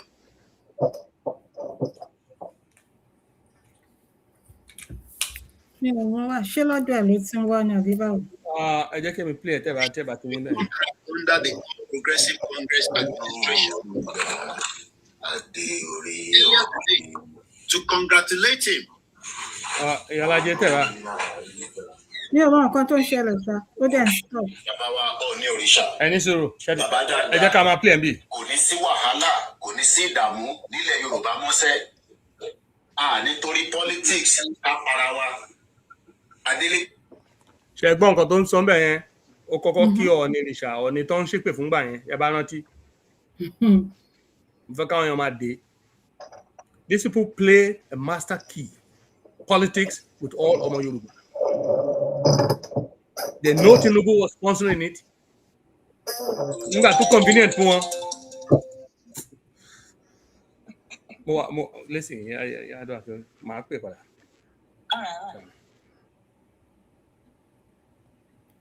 nígbà tó convenient fún wọn wọ́n sọ fún wa pé Ọọ̀ni ló plant àwọn èèyàn lọ́nà ọba Akíntóyè. Meanwhile the same Ọọ̀ni with the Tinubu was one sponsoring all of them. ṣẹ̀gbẹ́ ọ̀dọ̀ Ọọ̀ni náà ló padà sí nísìnyí tó ń kí nísìnyí ẹ máa gbọ́. Adeleke ti wọlé kọ́ kọ́ntínú iṣẹ́ tó ń ṣe lọ. Mo sọ nígbà tí mo ṣètò pé gbogbo road networks tó bá wa open up ó túbọ̀ wọ gbogbo local government kọ́ sí gbogbo ẹ̀ kí ọ̀pọ̀lọpọ̀ ṣẹ́ wà káwa náà lè gbé. Meanwhile òun ni spokesman Chief Olóyè Ìgbòho. Adémọ́lá Adélékè kọ́ ni Chief Sunday Ìgbòho sọ́pọ̀tò ẹ̀ máa wọn tó tẹ̀lé wá sóṣogbo lóru aago 2 òru aago 2 àbọ̀ náà sákò lóṣogbo náà sákò lọ́sùn. wọ́n jára Ìgbòlóyè ẹ̀dá ẹ̀ mọ̀. You understand? Now look at what he's saying now. ọ̀sẹ̀ wa rí pé Adélékè ṣe nǹkan torí pé àwọn ọmọ Ọ̀ṣun reject wọ́n gbowó yín àti ẹ̀rọ kí ló korúkọ rẹ̀. ẹ̀rọ àríkì. whatever man. wọ́n ṣẹ̀ṣẹ̀ wá ń sponsor you understand? wọ́n ṣe rí pé Adélékè ṣe nǹkan kan fọ́ṣun ni o ṣe get tí Tinubu bá ti gbowó dé ẹ gba owó yín ṣàkàṣàkà ẹ gbà. That's right. ẹ gbọ́dọ̀ dìbò fún o wàláì tàláì símọ́ bí láàlàṣẹ ẹ bá dìbò fún ẹ̀yin gan lọ tá àwọn ọmọ yín ẹ̀yin ọmọ Yorùbá tẹ bá dìbò fún APC ẹ̀yin gangan ni ọ̀tá àwọn ọmọ yín. èmi rò pé kẹ́ máa gbàdúrà kẹlẹ́dùn àìkó jẹ́ káwọn ológun gbàjọba ṣùgbọ́n tó bá rí pé tó bá jẹ́ pé Ọlọ́run fẹ́ bẹ́ẹ̀ tó pé ìbò náà ló fẹ́ káàdì ló fẹ́ kẹ́ẹ̀dì tẹ bá dìbò fún APC ẹ̀fọ́rí tó máa tọ̀ta yín pa ọ̀lẹ́gbọ́ lẹ́nu mi. Ọ̀ṣun ò gbà Ọ̀ṣun ti mọ ibi tó ń bá tiwọn lọ. Bó tilẹ̀ jẹ́ pé I'm not in support of this stupid politics, but it is what it is. ẹ máa gbọ́ nǹkan tí láwọn tó pé bẹ́ẹ̀ ni wọ́n ṣe ń sun tó sun gbígbóná ló ń sun tútù. Listen. àwọn fẹ́ ní iléeṣẹ́ wa Koiki Media ní Ọ̀ṣun state ní Kwara state. ṣe ti mọ ibi tọ́rọ̀ lọ́nsìn àwọn náà fẹ́ ní iléeṣẹ́ tiwọn Koiki Media. This is what it's all about. The reason for the sudden change, if it was not already concocted before even the beginning. Kati ani pé kò mọ̀ sí pé initial sponsor Tinubu. Now, the main reason for this sudden change, only ẹ ti gbọ́ àwọn náà fẹ́ ní iléeṣẹ́ tiwọn ẹ máa gbọ́. Ọ̀yọ́ state, Ogun state. Ṣé tí n bá fẹ́ ní iléeṣẹ́ nísìnyí at the expense of your children yàlájẹ́ láàrin èmi pẹ̀lú yín tó pé n fẹ́ kó dáa fún mi nísìnyí. Gbogbo tó lè bá ti ìran ọ̀tá ti yín àwọn ọmọ ti yín jẹ́ kí wọ́n máa ṣe ṣé dákẹ́ ẹ̀ mọ̀ wòran. Ó ti sọ. Ẹ̀yin ọmọ káwùtù òjìrè ṣé gbogbo yín máa lájúlẹ̀ ẹ̀ máa wòran. Nítorí pé kíkó ìkílẹ̀ ní iléeṣẹ́ kó lè lọ́rọ̀ díẹ̀ kó lè dáa fún. Èmi ò ní kó bàjẹ́ fún náà. There are other ways he can make money. There are other ways to be prosperous. Without even coming to politics or telling people he can be prosperous even with this politician without telling the Yorubas to come and vote for this man. You understand? The same dead idiots that are killing our people, you're asking them to come and vote. Even though yesterday you were gunning for their head using the same media. What level of hypocrisy is this? Listen to this. This is all about their selfish, with evil intentions. Lagos State, Ekiti State, Ondo State, gbogbo ilẹ̀ Yorùbá pátápátá a máa ní ọ́fíìsì sí láìpẹ́ láì jìnnà láṣẹ Èdùmàrè ẹ bá ṣàmì ẹ̀. Media bringing the world closer to your doorstep. Gbogbo ẹni tó bá fẹ́ kàn sí mi, mo ní ká má lo fídíò mi, mo rí brother wa kan. Now you can tell there is a businessman here, and that's a good thing. Mo fẹ́ káwọn èèyàn wa kan gbọ́ mi clearly. It is a good thing for somebody to be an entrepreneur, to build and grow your business. Ṣùgbọ́n bí tó ti cross the line, máa sọ fún yín, ẹ jẹ́ ká máa lọ. Ẹ gbé fídíò mi, ẹ gbé lọ sórí péjì yín, ẹ gba authorization láti lo fídíò yẹn. So he is able to monitor different video bó ṣe pọ̀ tó yẹn. Ṣùgbọ́n nǹkan tí Sowore sọ yẹn nípa Yorùbá nation wọn gbọ́ o. Kò sí kankan tó pe bàbá ọlọ́wà kí tó lè jókòó pé ẹ gbọ́ ẹ dáhùn sọmọ Yorùbá ẹ láti bọ́ ọmọ Yorùbá sọ̀rọ̀. Even the YSDM, the General Secretary, what's the assignment of the General Secretary? Is it not to call meetings of this nature and tell we need to release a publication. We need to make a statement. We need to do something. It has to be up. This type of scandal cannot be allowed to thrive. We need to kill it down. Damage control. You understand? Ben. They kept quiet as though nothing happened. Am I go? About flag video yẹn nísìn ẹni arákùnrin yẹn bó ṣe ń ṣe ẹni tótótótó nílùú òyìnbó ẹ má lo fídíò mi rárá mo fẹ́ kẹ́ni kankan lo fídíò mi ẹ jẹ́ káwọn èèyàn wò lórí pílátífọ̀mù akọ́fi sílẹ̀ bẹ́ẹ̀ sọ ẹni tó lo fídíò yẹn ẹ lọ gbé wálẹ̀ torí àwọn staff mi máa ṣiṣẹ́ lé lórí wọ́n máa flag ẹ̀ wálẹ̀ kẹ́ni kankan má lo fídíò wa a need àwọn èèyàn kan wá wò wá láti ilé iṣẹ́ wa èrè kéékèèké tó bá yọ náà lórí YouTube ká lè fi tọ́jú staff òṣòwò tó pọ̀ lọ fún wa lórí Facebook. And that's correct. Yeah. I mean, business people wrong about Yalaje. Tawana tell you about anything. They shouldn't do it. That's right. That's okay. On Facebook, go $250. No show. It comes from there be $20. But what I'm about on YouTube, over £300. Chairman video tini, kelo ma fi grow page ni. Olukaluku no page láti fi ṣe tó bá wù ẹ bá fẹ́ lo page yìí fi ṣe tó bá wù n tó wù èmi lèmi fi page mi ṣe èmi mo ní page mi tó fi ń pè ní iléeṣẹ́ Koiki Media lóòótọ́ àwa la náà fẹ́ Yorùbá nation but ẹ lè gba Yorùbá nation tí ẹ bá fi ti Elédùmarè kú. Àwọn ọmọ kóòtù òjìrè ẹ jẹ́ ká pay attention dáadáa síbí ṣe pé a ti ń sọ tẹ́lẹ̀ Yorùbá nation no going back. Bẹ́ẹ̀ ni sir. Ṣé wọ́n sọ tó Olódùmarè ń bí kankan tẹ́lẹ̀ rí nígbà táwọn ìyá arọ́ tán pẹ̀lú àwọn ní Modúpẹ́ Onítìrí tẹ́ndé tán pẹ̀lú àwọn ní ìyá Jésù tán pariwo Ọlọ́run sọ fáwọn Ọlọ́run ráwọn ṣẹ́ gbogbo àmọ́ tó fi tí àbá àmọ́ tó dẹ̀yìn dé tẹ́ bá ti ráwọn èèyàn tẹ́ bá ti mú Ọlọ́run bọ̀ nínú ọ̀rọ̀ situation ṣe rí àwọn ẹ̀sìn irọ́ yìí tán bá ṣọ́ra wọn lórí ilẹ̀ ní Áfíríkà gbogbo máa parí gbẹ̀yìn ni.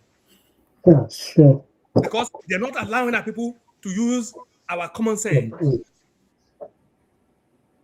Lóòótọ́ la sọ pé a fẹ́ Yorùbá nation tẹ́lẹ̀.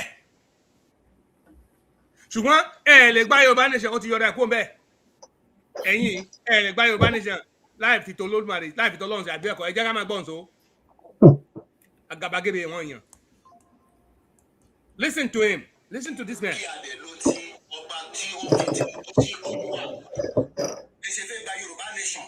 In other words, lè gba Yorùbá nation without Tinubu. Wọ́n try to change the mindset àwọn èèyàn ni o. Ẹ̀yin èèyàn bí tẹ́ bá ti rí ibi tí kò ti sọ̀rọ̀ lórí ọ̀rọ̀ Tinubu tẹ́lẹ̀ before nígbà tí Yorùbá nation ṣì ń hot. We need you to go and re-listen to those tapes. Meanwhile, to sọ fún yín kí ni reason tó ṣe ṣẹlẹ̀ tó ṣe lè sìn tó ló fẹ́ grow business ààrẹ. Therefore, àwọn tó ń bàtàyé tó fẹ́ tó ti bàtàyé ọ̀la àjọ àwọn ọmọ tiwa jẹ́ yìí ẹ má wọlé ẹ̀ṣá jẹ́ kó ń jẹ tó ń kó ń bẹ kó ń grow business kó ń ṣàtìlẹ́yìn. You're not paying attention. Please listen to this. Tí ẹ fẹ́ kick Tinubu out in 5 months kájọ máa wò ó. Ṣé gbọ́? Ẹ ṣe fẹ́ gba restructure. Tẹ́ fẹ́ kick Tinubu out ní 5 months lágbára Ọlọ́run kò ní ṣe. Kò ní ṣe second time. Ọlọ́run ní orúkọ Jésù Ọlọ́run tó ń gbọ́ àdúrà jẹ́ kó mú ọ nínú àánú ẹ̀ láti gbọ́ ẹ̀bẹ̀ tí mo bẹ̀rẹ̀ lónìí káwọn yẹn kó lè jẹ́rìí pé Ọlọ́run ló ń tutọ́ Tinubu ò ní ṣe second time. Tó bá kọwọ́ kàdá yóò máa rọ̀gì gbogbo tẹ́ bá gbójú ẹ lọ lò èmi ò jó mo sọ bẹ́ẹ̀ ẹ máa wòran look at these people.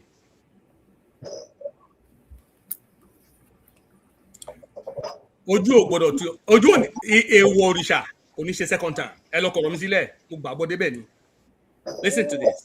Ẹ ṣe fẹ́ gba restructure ẹ Tinubu kájọ máa wò ó. In other words, do you know the psychology behind this?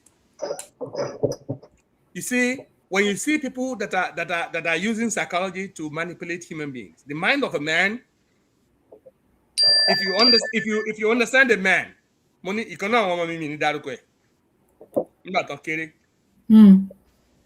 tó bá fẹ́ kẹ́ ṣe nǹkan kan ó mọ̀ bó ṣe máa bá yí ó mọ̀ àwọn nǹkan tó máa sọ ó mọ̀ àwọn nǹkan tó ṣe máa ṣe tínú yín máa dùn tí pé tẹ́ fi máa ṣe nǹkan tẹ́ fẹ́ kẹ́ ṣe yẹn tán ẹ̀ ní mọ̀ kó tó tún padà sí nǹkan tó ń tún ọmọ ṣe.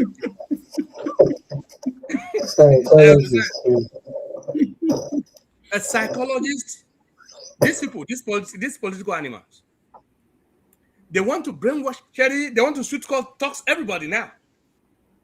Most of you know, even for example, champagne mi ò sí nínú ẹgbẹ́ kan lọ tí ju mẹ́gàrà lọ nígbà tí mo wà ń bẹ̀ o. Ní ìsìn mo sure, ó dá mi lójú bí àdá. Nítorí mo sọ ni pé Yorùbá nation ṣì ń lọ ẹ má dáhùn o. Torí wọ́n fẹ́ lọ Tinubu ni o. Wọ́n fẹ́ lọ Tinubu ni wọ́n bá láti débẹ̀ o. Kí láǹfààní orógbó. Ẹ̀yin mọ Yorùbá tẹ́ bá gbọ́n. Mo fẹ́ sọ àwọn ọ̀rọ̀ òwe bàbá wa fún wa ni o. Torí wọn tà sí rí. Kí ni àǹfààní orógbó? Apá kò láwẹ́. Ajẹ́ okòrò. Kí ni àǹfààní orógbó? Wọ́n tún fi gẹ̀ dáná. You understand? Kí ni àǹfààní Tinubu fẹ́ jẹ́ fún yín náà? Kí ni àǹfààní tí Tinubu fẹ́ jẹ́ fún ọmọ Yorùbá? Láti bí ọdún 4 sẹ́yìn, àwọn bàbá wọn ní pé tó bá fẹ́ jẹ́ Òṣàká, jẹ́ Òṣàká. Tó bá fẹ́ jẹ́ Òṣoko, wà á jẹ́ Òṣoko. Èwo ni Ṣàkàṣoko? Wọ́n ní ọmọ kékeré tí ó ti ṣe tí ó bá fẹ́ sẹnu ṣámúṣámú láti kékeré. Lẹ́nu rẹ̀ ó ti ṣe kí ni o? Ṣámúṣámú. Tẹ́ bá fi ọdún 4 pilẹ̀ wèrè, ọjọ́ wo gan-an tó fẹ́ já gbósúná? Meanwhile, this man is compromising everything. He's more or less like somebody who is suffering from amnesia, from dementia. He cannot. Tinubu today cannot remember most of the things. You understand what I'm saying? He went to UK. Whenever they ask him questions, he has his aides answering questions. The president who cannot answer questions on the stage. There's a man who's just dressed up as a president. He doesn't even recognize his wife. Boya, now you're telling the people, don't worry. On try to prepare my knee. Nation don't parrot on the mega linis in your town. Balo, what down to Pantoni Lombo. Not my for Bonuaco, Emma Dawonso. Along could say what Micoleba. Along MBT a gamer that is a Bashauma, Beladjema de. Was it by a little shake ban no woman back on Tukume. Later, Mubate, Mikum back into Kum. If you came along, Mukbank on me. Don't say Makim will regret it. The one can talk about me now, you're only common. Mose bury and then Mose Nika Kofumi Pada. On the Kofumi. No, I do long at here. So, Koiki is preparing the Yoruba mind, not those of us in abroad, not of us outside of Nigeria, the ones that need the votes at the homeland. He's very, very deliberate. Very deliberate in what he says. Very deliberate in what he does. You understand? So, no, I cannot answer that. Very deliberate in what he does. Only Bale ṣe fẹ́ gba Yorùbá nation. Láì fi ó kọ́ bẹ̀rẹ̀ látọ̀dọ̀ Olódùmarè. Láti mú àwọn èèyàn wálẹ̀. Religion being the opium of the masses. Ọ̀tún wá ní láláì fi ti Tinubu sí ọba tí òòṣà òkè ti gbé sípò náà. Tó kún lágbára wà lọ́wọ́ láti lè ṣe nǹkan tó yẹ kó ṣe.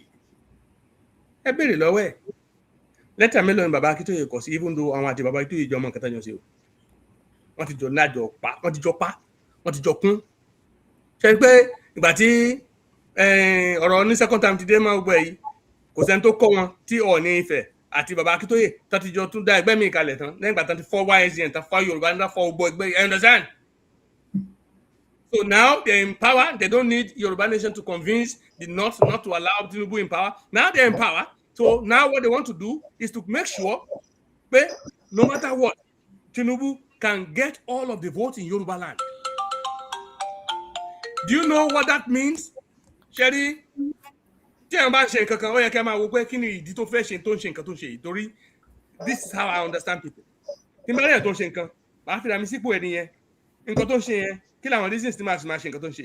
either bóyá mo fẹ́ ṣe báyìí àbí mo fẹ́ ṣe báyìí. This is how you can tell. Why are they doing that now? Why are they doing what they're doing now? They want to make sure APC secure every vote in all Yoruba land states. That's right. Why? It is important to convince France. It is important to convince Britain. It is important, more especially, to convince the United States that your people actually want you. Because these people don't want him in office. Tinubu knows that.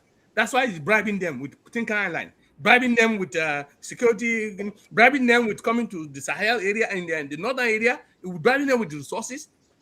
He's bribing all of these people, but he still doesn't trust them. He wants to be able to convince them again. But he threatening not. You see, I'm going to win. I want all of Yoruba land. If I'm not giving the presidency, Nigeria will break. You understand? They're playing the same way they played all of us into Yoruba nation.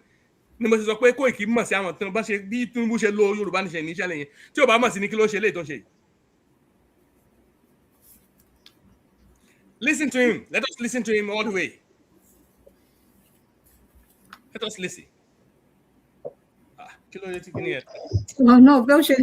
don't. No. My wager is a job. No, but we must clear to say disappear.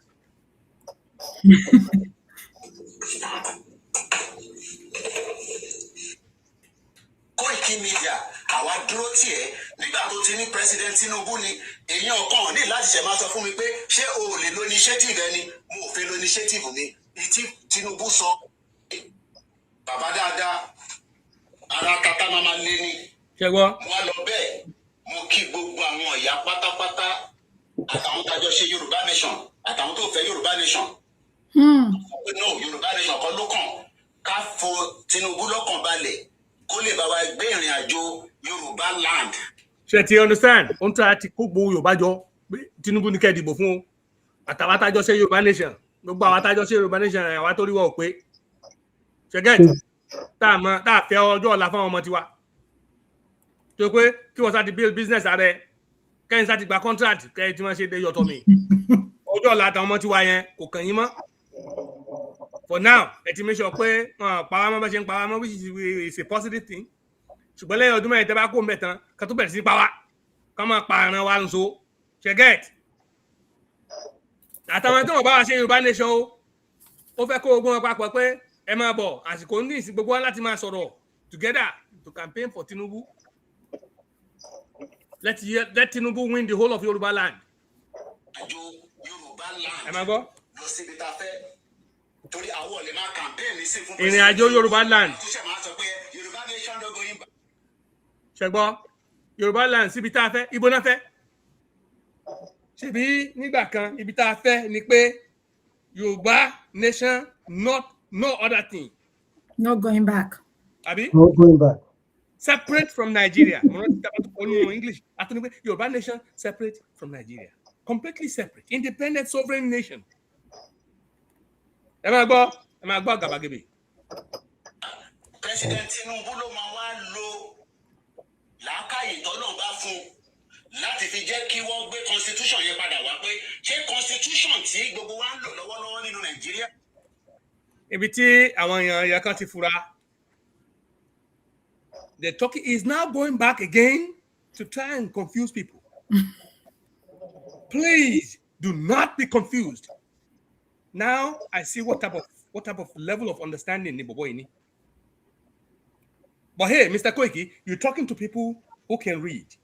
You're talking to people who can write. You're talking to people who really understands words. That's right. Who understand words. What constitution are you talking about?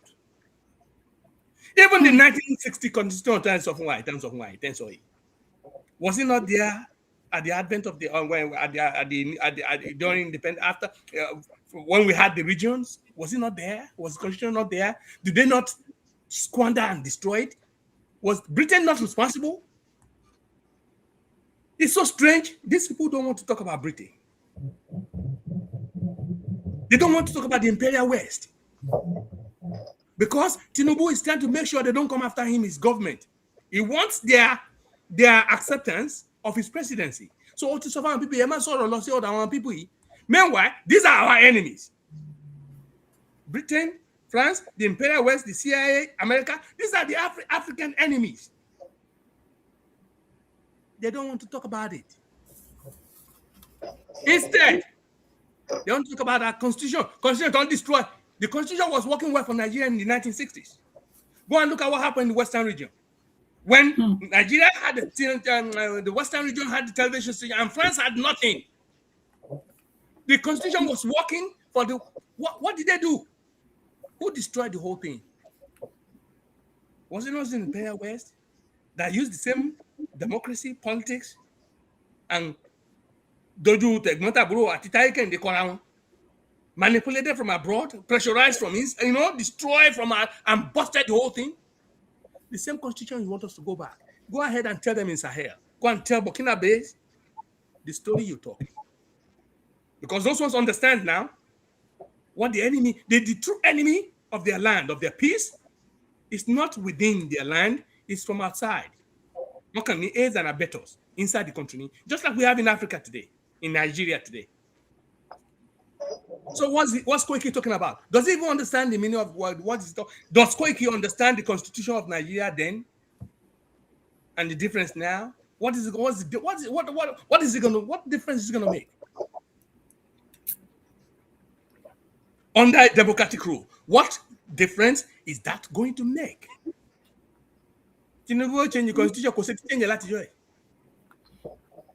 or the last lap, change. You're just trying to use Yoruba people to put him in office again to be a dull ass. I hate to say these things. When you see people talking like this, they hate your children. They do not want peace for your children. They don't want prosperity for your children. They do not want development for our land. They don't want security for our nation. When people talk like this, asking for the same imperial lords to govern over us through these puppets. Am I go?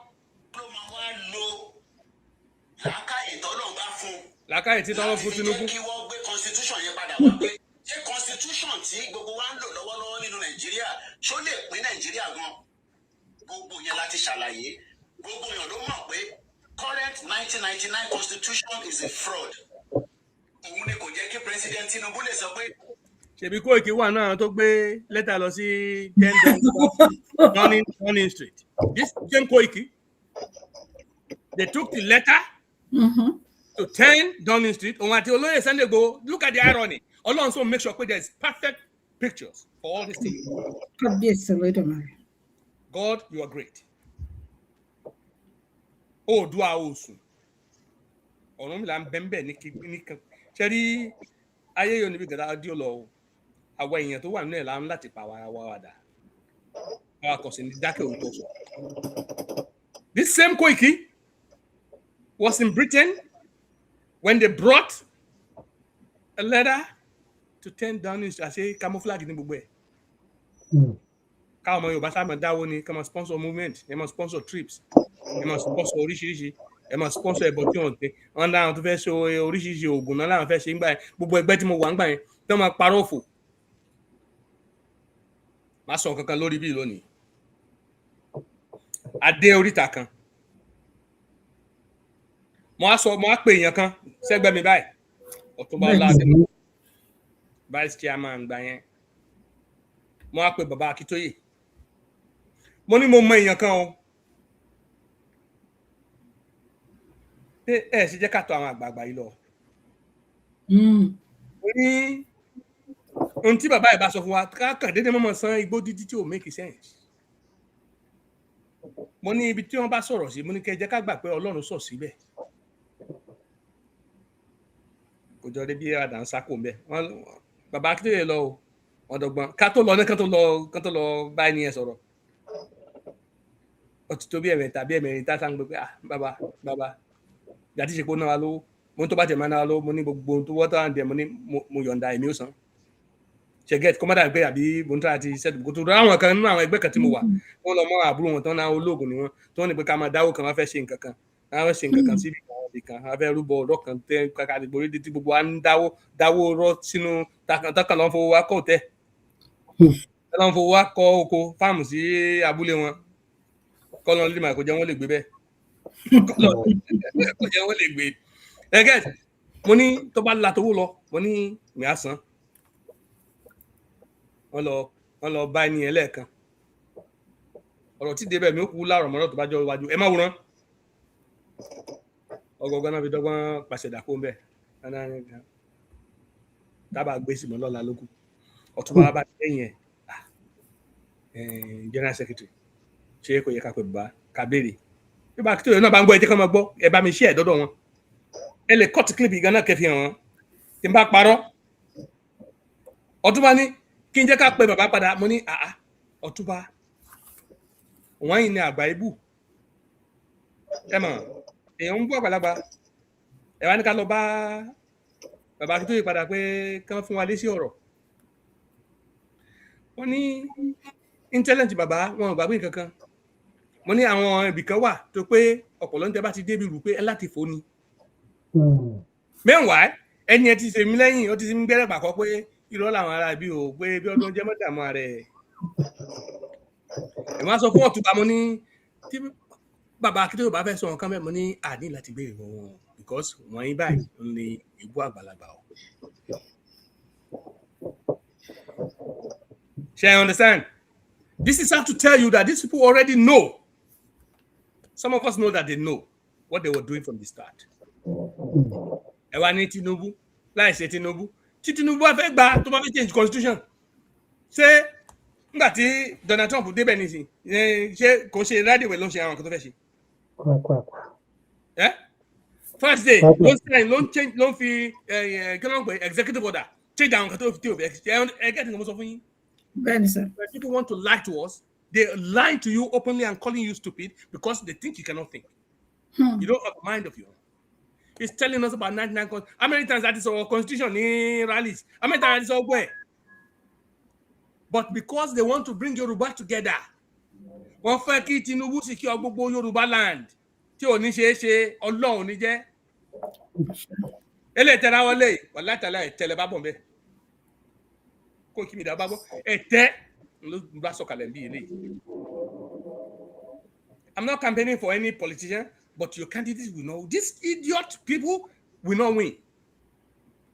The same people that are selling the future of our children to this imperial world, imperial West, they will not come again and be our leaders. Nigerian youths need a servant of the people, not a puppet of the imperial West. The people that will gain total sovereignty over our land. People we can point to around us. Abdurrahman Shiani, Assimi Goita, Ibrahim Traore, people like that. Those are the people Nigerians need, not imbeciles, not octogenarians, and people suffering from not even amnesia, from dementia, that are just in government. Don't even, this is somebody who cannot even, maybe he doesn't even recognize his own son anymore. And then others are just making, somebody can just be president, maybe another person, maybe his secretary is the president of Nigeria right now. And they're doing things that that doesn't concern them. And it's the face of the Nigerian government, Tinubu. And then when you bring him on stage, this is a man that will not go on the stage to campaign and talk about to debate. Tó bá lọ campaign, wọ́n kàn ní ẹja àjò náà ni. Wọ́n máa jó àtijọ́ yìí náà ni. They will never debate and answer the citizens what they intend to do. There's no manifesto whatsoever. And yes, they can write it on ground, but let them come and defend you on the stage. No. That's calling you stupid. It's calling every Nigerian stupid. If it's a Hausa man that will debate and tell us what he wants. If it's a Fulani man that will debate and tell Nigerians what he will do. If it's an Igbo man that will debate and tell us what he wants to do for our children, those are the people we should trust and hold accountable. Not somebody like this imbecile calling himself a president of Nigeria. And just because he's a Yoruba man. Are you serious right now?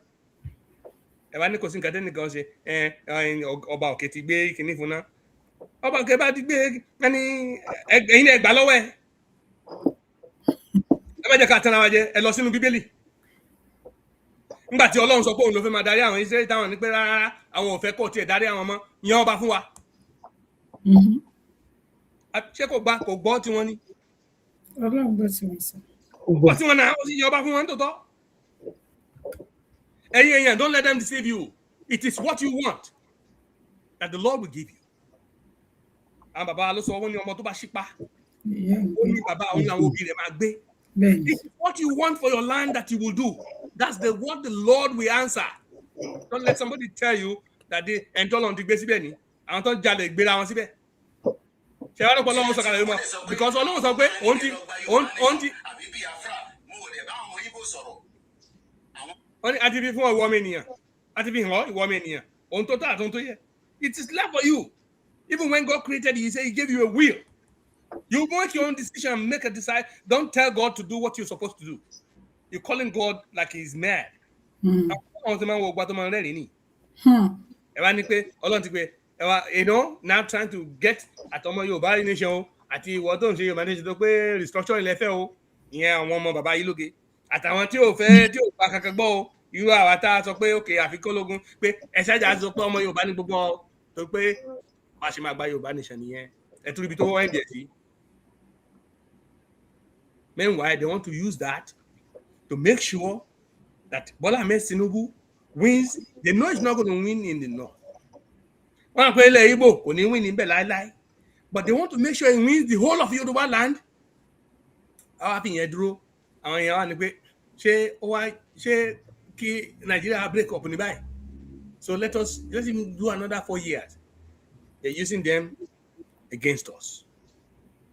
Ẹ̀yin ọmọ kóòtù òjìrè níwọ̀ tó bá fẹ́ kí ọjọ́ ọ̀la àwọn ọmọ wa kó dára tẹ́ bá fẹ́ kí àwọn ìran wa àwọn èèyàn tó ń bọ̀ lẹ́yìn wa ọ̀la yìí kán gbégbé ayé rọrùn tẹ́ bá fẹ́ kí ìdàgbàsókè kó bá ilẹ̀ ti bàbá wa náà tá à ní sọmọ àlè ká máa fọwọ́ òsì júwe ilé bàbá wa tàbí ká máa wọlé wa lọ́ọ̀kan ká wá gbé ti létà ká máa sá lọ. Tẹ́ bá gbọ́ bẹ́ẹ̀ tí máa pé ẹgbà ọ̀tọ̀ tí mo sọ fún yín gbọ́ yìí ẹ má dìbò fún APC o ẹ gbọ́dọ̀ jẹ́ Tinubu ó ṣèkejì o because if he does the second and I'm not campaigning tí n bá gba Ọlọ́run máa pé mi ò gbowó lórí ní social media kankan náà. Àwọn kan wà tó pé we're doing this genuinely without expecting a dime from nobody. Ara àwọn kan tó pé owó náà ń wá lórí social media àtàwọn owó tó ń rí contract tó ń gbà lọ́wọ́ government àti bó ṣe ń sponsor wọn káàkiri láti dábàá káyé àwọn kan lè dá. Ọlọ́run bá rí mi pé òótọ́ ni mo ń sọ pé kó lè dá nítorí ọjọ́ ọ̀la àbúrò ọmọ tèmi. Ẹ wo ẹsẹ̀ mo fi tẹ́lẹ̀ yó tó pé kó lè dá fún ọjọ́ ọ̀la àwọn ọmọ tèmi ni mo ń sọ yìí. Ẹ mọ̀ pé àgbàlagbà tó ń sọ̀rọ̀ tó ń làágùn wọ́n ní. You understand? I'm telling you the truth and the honest truth man. Tó yẹ pé òdodo mo ń sọ̀rọ̀ yìí ẹ gbọ́dọ̀ jẹ́ kí Tinubu wọlé o.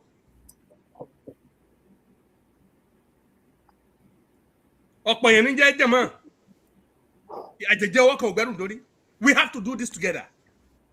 You cannot allow these people to fool us and continue to call us stupid. Please listen. Àwọn Igbo kan ní problem ní ẹ̀yin Yorùbá. Ṣẹgbọ́. Torí ká fi ọgbọ́n inú ṣe, ká fi làákàyè ṣe. Àwọn Igbo kan ní problem torí pé ibẹ̀ yẹn kọ́ náà rán sí pé kásá ti ẹ̀ṣá mi sọ pé Tinubu get Yorùbá land. Get wọn kò sí bó ṣe fẹ́ burú tó a rí díẹ̀ nílẹ̀ Igbo yóò rí díẹ̀ níbi kan nílẹ̀ Haúsá àwọn ní pé òun yẹ gẹ́ẹ̀tì nǹkan tó wọ́n ṣe ti understand bí tọrọ ń lọ àwọn ọmọ Igbo kọ́ ní ọ̀rọ̀ ń sọ ẹ wá lọ lísìn sí tẹ́ẹ̀pù tí Nnamdi tí Maazị Nnamdi Kanu tó ti sọ bó ṣe lo Yorùbá ní báwọn politicians àwọn Tinubu yìí bó ṣe lo Yorùbá nation media against the well-being of the entire country. Ọjọ́ gàtẹ́ ṣé kò mọ jọra wọn bí eléyìí are you seeing now? Tó fi dégbà tán ní pé kí n ṣòwò rẹ̀ ní pé ẹ jẹ́ ká rálì kán má jẹ́lì bọ̀bọ̀ yìí.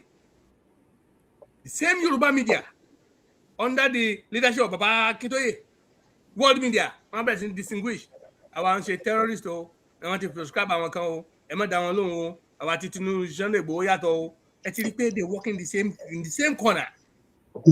Ṣòwò rẹ̀ sọ Tinubu was sponsoring this movement, and all of them in the same corner.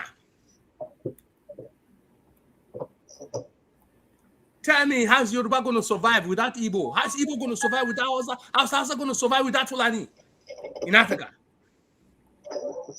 And all our enemies, the same enemy, to won't change.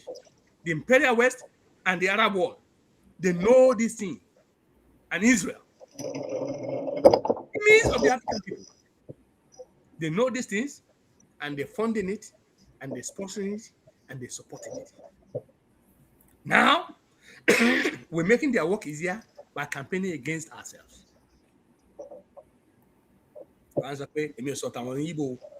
ìyà tó ń jẹ ọmọ Ìgbò wọn ní àrùn tó ń so ogójì ló ń sọdún ohun tó ń ṣe àwọn ọmọ Nàìjíríà pátápátá ni ó ń ṣe. Listen to him. ọwọ́ Yorùbá ló wà. So ìwọ́n tó bá wá ní látara pé ní ọdún mẹ́rin President Tinubu ìyà jẹ́ yes nítorí pé economic reform yẹn kò tí ì dé àdúgbò ẹ̀ kò tí ì. ṣé ń gbọ́ reform wo ni Tinubu ṣe? They're calling you stupid. Torí mo mọ ẹ tí mo ń fi ránṣẹ́ sílé tẹ́lẹ̀. Mo mọ ẹ tó lẹ́ni mo mọ ẹ tó ìbọ́lá kò mi lọ sílé yẹn. You understand? Because kò tó nǹkan kò ká. I understand. Unless you want to be lying against all, you want to be lying. Economic kini àjẹ kò tí tó bá ní kò tó nǹkan because ó ti ń dọ́dọ̀ tiẹ̀ nísìn ṣe get. Ṣe pé through ìrù ẹkùn ó ní nǹkan tí ó rí bẹ́ẹ̀. Òun náà ti fẹ́ dá ilé ẹ̀ka tó fẹ́ dá ọ́fíìsì akẹ́kọ̀ọ́ Yorùbá láàrin nísìn ó ti ń wo ẹ máa ṣe tó ẹ ti mọ ibi tó ń ṣe. And there's nothing wrong with that if he was doing that, but he's bringing it to Yoruba nation and trying to, and understands, telling us that we're stupid, that our people are gullible. You have made the terrible mistake of your life. Koiki, you have made the greatest mistake of your life. This is not going to go away. This is just the beginning. We're warming up together. I know you're a very strong man of media. Trust me. You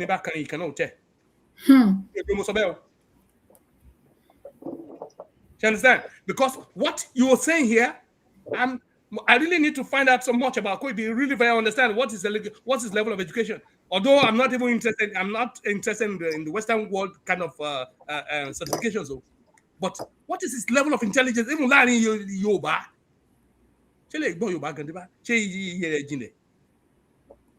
Listen to what he's saying. Is he really thinking what he's talking about? Or is just rambling his mouth, thinking that we will not listen? Please pay attention. Many years ago, ìyà ń jẹ wọ́n ní UK, ìyà ń jẹ wọ́n l'Amẹ́ríkà, wọ́n ṣiṣẹ́ takuntakun tó fi débẹ̀ ni àwọn tí wọ́n gbé Nàìjíríà dání for more than 60 years. For more than 60 years, tó gbé Nàìjíríà dání, wọ́n fi jẹ́ kí Nàìjíríà kó ṣiṣẹ́. Wọ́n destroy gbogbo reform, wọ́n destroy structure, wọ́n destroy gbogbo policy tí Nàìjíríà máa fi ṣiṣẹ́. Buhari wá ní 1980, ó lé ṣàgà. Ṣé ẹ rí bó ṣe ń fò káàkiri? So is he talking about the West? But of a Nigerian politics again. For 60 years, I will destroy the same Imperial West that your master is working for, Tinubu. He does not want to emphasize that. And he quickly because he's rambling all over the place. He does not understand the subject matter. Prof, with due respect to you, sir, when you want to lecture, pay attention. I will look at you. You present your arguments as though you're giving a thesis. Introduction, LOC, body subject, and then you develop the body, and then you conclude it, and then you give a summary. This is exactly how you've always treated the topics here. I watch and I listen. This guy is all over the place. He's not even stable on one topic because he does not have in-depth knowledge of what he's talking about. Koiki lacks absolute knowledge of everything he's saying here. ABIODUN jolo sobe. Hello, now me can listen to tape and what's often.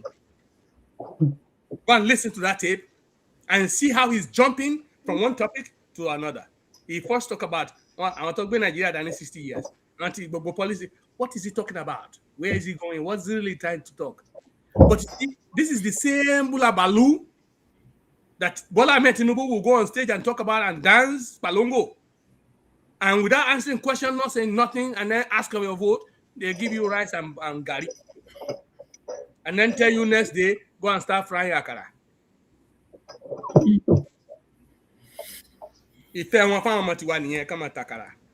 Èmi ò sọ pé àkàrà ò dá o, torí tọ́lọ́mọ gbàdúrà tí mo sì mọ̀ pé Ọlọ́run ó gbọ́. Tó léde wá dáa tó sì wà tí gbogbo àwọn olórí burúkú ìkóró wọn lọ. Báwọn tí ìjọba tí orílẹ̀-èdè yẹn tó di ilẹ̀ tó ń dàgbàsókè. Èmi náà fẹ́ Ìyálájé kí ni mo sọ pé ó wù mí láti ṣe, ẹ dákun ẹ má fi mí bò. Ẹ bá mi sọ fún ayé gbogbo. Ẹ̀kọ́. Pé mo fẹ́ ṣe kí ni? Ẹ̀kọ́, ẹ fẹ́ lọ sóko. Tí máa lọ oko mo fẹ́ ṣe kí ni? Ẹ̀kọ́. Kí ni ẹ̀kọ́ mà? Ẹ̀kọ́ ní jẹ, àbí?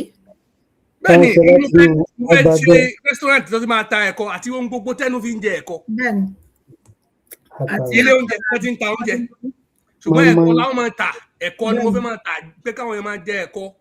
Àti gbogbo nǹkan tí ẹnu ẹ̀kọ́ ìgbàjọ́ sì yàtọ̀ sí àkàrà ni o, àti ẹ̀kọ́ ni o, àtọ̀lẹ̀lẹ̀ ni o, àti anything tẹ́nu fi ń jẹ àtẹ̀fọ́ ni o, àti tẹ́nu fi ń jẹ ẹ̀kọ́ ni mo ló wù mí láti ṣí. It's not because I'm looking for any profit there, but it's because of a passion I have for it. So there's nothing wrong with going to business, but look at what he's talking about. Please pay attention to this man. Pay attention to him.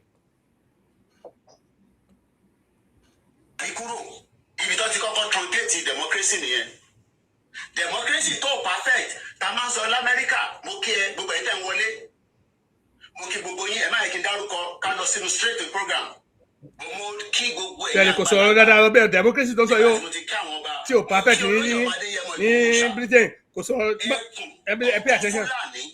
The general actor tó ń dún lọ́wọ́lọ́wọ́ ìlú yẹn dẹ̀ máa dún ni kò dẹ̀ ní yamú ẹ lọ́wọ́.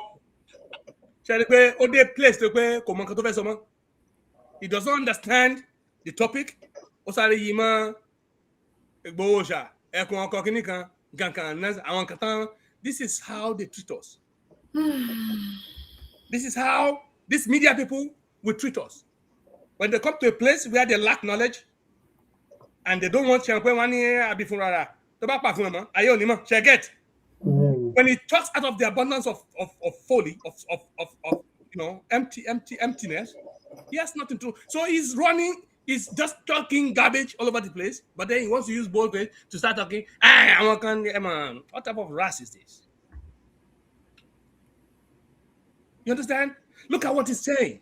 He jumped from there to start talking. Listen.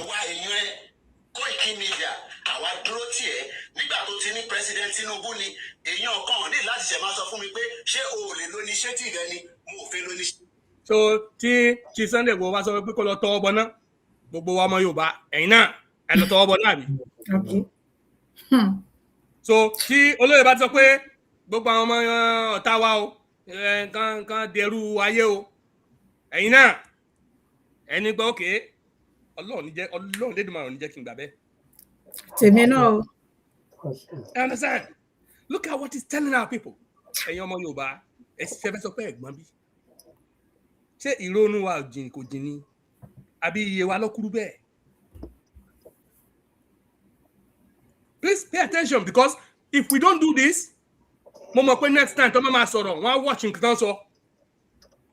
The purpose for me coming out like this, mo sọ fún wa pé ẹni tó ń sọ̀rọ̀ tó ń làágùn. Ṣé kí o ní nǹkan tó fẹ́ gbé fún mi omi ò jogún kankan lára ẹ o? Ọlọ́run lè dùn àìmọ́. Èmi ò ní wọn lówó jù mí lọ ẹgẹ́ tí nǹkan mo sọ fún yín. Ṣá ló lè ṣe ó ti pẹ́ tí mo ti máa ń sọ pé olóyè gbogbo nǹkan mi ló fi jù mí lọ ṣùgbọ́n mo jù lọ lọ́jọ́ orí. Bẹ́ẹ̀ni sir. Orí bẹ́ẹ̀ mo sì dúró ẹ understand? Tọ́lọ́n bó ṣe wọ́lọ́n tó ẹni tí ò tó lóyè náà lọ́wọ́ jùlọ ní gbogbo nǹkan mi ṣe get bí ilé ayé ṣe wà nìyẹn. This is not about envy, but this is about ẹ jẹ́ kí n sọ secret kan fún yín. When I'm talking like this, I'm looking into the eyes nínú orí mi mò ń gbé fótó ọmọ mi síwájú báyìí. Pé kí ni because ibi mi báyìí tèmi dé ẹ̀ lè halẹ̀ mẹ́mi. I'm close to 60. What did I ọjọ́ ọ ní àtò ní ọ̀tá tànà mọ́. Ẹ get mo sọ fún yín. Ọlọ́run sì fẹsẹ̀ wa múlẹ̀ kì í ṣe pé ẹ̀ṣẹ̀ kan nìkan mi ń bì kan. Ọlọ́run sì jẹ́ àtọ̀ jẹ́ lé Ọlọ́run lé ogé tó gé jẹ. Ó tún kọ́ ní pé kí ni wọ́n ṣe láyè tó kàn tí ì fún wa náà ṣe náà. Kí là ń bá ká aṣẹ́jú nínú àyà. I understand? So this is not envy, but this is when you're talking like this and you're telling my children to go to places. Are you serious right now? Àjọ tatan. Okay. Àjọ máa tatan bí. Listen to him. Mo fẹ́ lo initiative mi.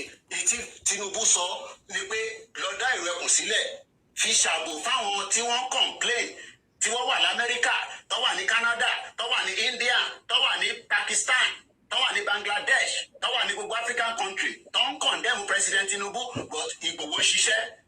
Ìgbòho tó àìlè ọwọ́ lókè méjì fún bàbá. Kò dìgbà tíyàn bá múlẹ̀, kò dìgbà tá a bá jọ jókòó pé a jọ lọ múlẹ̀. Ntí Ìgbòho ń ṣe lọ́wọ́lọ́wọ́ a tún fẹ́ akíkanjú ọmọ Yorùbá mi náà kó wá ṣerú ẹ̀. Mo kí bàbá wa lóríṣà, mo kí bàbá wa náà. Ẹ jẹ́ ká pọ̀ sí ẹ̀mẹ́ yẹn. Lórí ìkànnì, o tún fẹ́ emphasize ẹ̀. Ẹ rí i pé a ti sọ nígbà kan, àwọn tí ò bá rí kan lọ́wọ́ àwọn tẹ́ẹ̀pì yẹn. There was a show tá a ṣe náà nǹkan gbé wọlé pé wọn àti ẹni fún Ìgbòho ní tí mo ní pé tán bá fún ní security yẹn pé mo rò pé ó make sense. Èmi rò pé ó make sense. At least wọn ní mo pa ọmọ Yorùbá wọn. Láìpẹ́ iná àìsí tún sọ̀rọ̀ lórí ẹ̀nà pé tó bá ṣe pé ó gbọ́n ní ṣe ìbádúró jẹ́ níbi ọ̀rọ̀ security yẹn dé. Lórí ìkànnì a ti sọ tá a condemn àwọn tán tó lọ kó ọ̀tẹ̀jọ tán fẹ́ kọ́ ọ̀tẹ̀ against ìrù ẹkùn àwọn tán láwọn tó bẹ̀rẹ̀ kájọ dá sí àbí wọ́n kájọ jáde get tí mo ní pé ọ̀tẹ̀ ìrù ẹkùn náà bá bọ̀ yìí pé kí ló dé táwọn àgbààgbà lẹ Yorùbá ò ṣe pé gbogbo àwọn pípì ìjọ kan dá wọn lẹ́kùn. Ṣé tẹ́ni tó bá ń lára ìlú ẹkùn yóò mọ̀ sọ̀rọ̀ àwọn nǹkan tá à ń sọ yìí? Ó lè ní ó sọ ṣẹ̀gẹ́t. Òtítọ́ tinú mi ni máa sọ. Mo tún máa repeat lálẹ́ táwọn àgbàlagbà ilẹ̀ Yorùbá yẹn tán bá sọ pé àwọn ò rí. Àwọn náà ò ní sùn dáadáa. Tán bá dáwọn ò rí nǹkan tó ṣẹlẹ̀ nílẹ̀ Yorùbá yìí. Kán tètè pe àwọn ẹgbẹ́ Gani Adams ti Sunday Igboho àtàwọn tàǹtùpẹ̀ àwọn kátàlọ́dà akitẹ̀tà Akínọlá yìí. Tó gbogbo náà láwọn lọ́mọ ogun àtúmọ̀ àwọn míì ń dẹ́ o tán láwọn lọ́mọ ogun káàkiri o tó bá pè wọn papọ̀ kankan gbárùkù ti ìlú ẹkùn kán dáàbò bò lẹ̀ Yorùbá ṣe understand àwọn náà ní súnre because they want to create warlords in Yorùbá land. When trouble comes àwọn tí Tinubu wọn sọ pé òun gbójúlé nì tó fi kọ́ sí wàhálà ilẹ̀ Yorùbá tẹ́ bá mọ̀ pé tó bá fi ní dúró gbogbo lẹ Yorùbá kó ń gba tó ń bá ti secure lẹ Yorùbá táwọn imperial power yìí tó ń fẹ́ kó ń jẹ ààrẹ adé kọ́ sí warlord so Nigeria will have to break. Àwọn onímọ̀ paná. Ọmọ Yorùbá náà máa paná. Kì í ṣàwọn ẹ̀gbọ́n wa àwọn àbúrò wa ni kì í ṣàwọn ọmọ wa kì í ṣàwọn ìyá wa ni kì í ṣàwọn bàbá wa kì í ṣàwọn ẹbí wa ni. Ẹ understand what mo sọ fún yín? And people are pretending that they don't understand what's going on. Okay, rè báyìí àwọn bàbá ní pé olójú dín tí ẹ kó mú ẹkún máa sùn ẹ máa gbọ́. Olóríṣà mo kí bàbá wa láàfin mo lọ bẹ́ẹ̀ mo fi kí gbogbo àwọn bàbá wa mo wá padà sọ́dọ̀ bàbá wa Olúbàdàn torí ẹ̀yin lẹ mọ̀ tẹ́ bá President Tinubu sọ tí ọ̀rọ̀ Ìgbòho tó fi níyànjú Ọlọ́run á jẹ́ ká rí yín pẹ́ bàbá. Àmín. Gbogbo tó ti dá lọ́wọ́ yín kò ní bàjẹ́. Àṣẹ Èdùmàrè. Gbogbo ìgbà kí ìgbà tá a bá ti ń gbúrò yín a máa gbúrò yín sí dáadáa ni. Àṣẹ. Gbogbo yín. Mo fẹ́ pọ̀ sí láàrin yẹn tó bá ṣeé ṣe ẹni tó bá lè pín irú fúnra yìí dọ́dọ̀ ọ̀rọ̀ bàbá Olúbàdàn yìí. Èmi fẹ́ rọ̀ wọ́n máa ń sọ ọkàn o bí ọmọ ọba ìrí o mo sì máa ń sọ pé mi ò gbọ́ kàtàkàtà kan nípa wọn rí mo sì máa ń sọ pé tó bá kú àgbàlagbà kan lè Yorùbá tá a lè gbọ́júlé tá a lè sọ pé bóyá ọmọ Yorùbá lè gbà sílẹ̀ nu èmi rò pé irú Olúbàdàn yìí ni kábíyèsí mo fi orí adé bẹ̀yìn tẹ́ bá ń gbọ́ ètò yìí ṣé ló yẹ kẹ èmi ò ní pé kẹ ìhà tẹ́ kọ sí Bọ́lá Ahmed Tinubu ọ̀rọ̀ òṣèlú kọ́ lèmi wá bá yín sọ ọ̀rọ̀ ti ọmọ Yorùbá ni mo fẹ́ sọ yìí ní títí òṣèlú lágbára Ọlọ́run ó gbàjọba Tinubu ni ṣùgbọ́n ní ti ọmọ Yorùbá tó pé I see you currently and I'm not mincing words with anything. I don't have no fear of anybody but of God. Is that you remain the only monarch in the land that any serious-minded person, knowledgeable, intellectual, will listen to among the Yorubas that will take you serious. It looks like you are the only one. Emi Baronyi, pé kẹ́ wá solution tí bí wọ́n ṣe fẹ́ pín ọmọ Yorùbá yẹlẹyẹlẹ tán fẹ́ dorí wa kọ̀dà wa pẹ̀lú lọ́rọ̀ ológun dé. Èmi ní ti Ààrẹ Ọ̀nà Kakanfò, èmi ní ti Sunday Igboho, èmi ní ti Gani Adams, èmi ní ti Akínolú, èmi ní ti whatever. Please, I know that you are an adult, you are a father.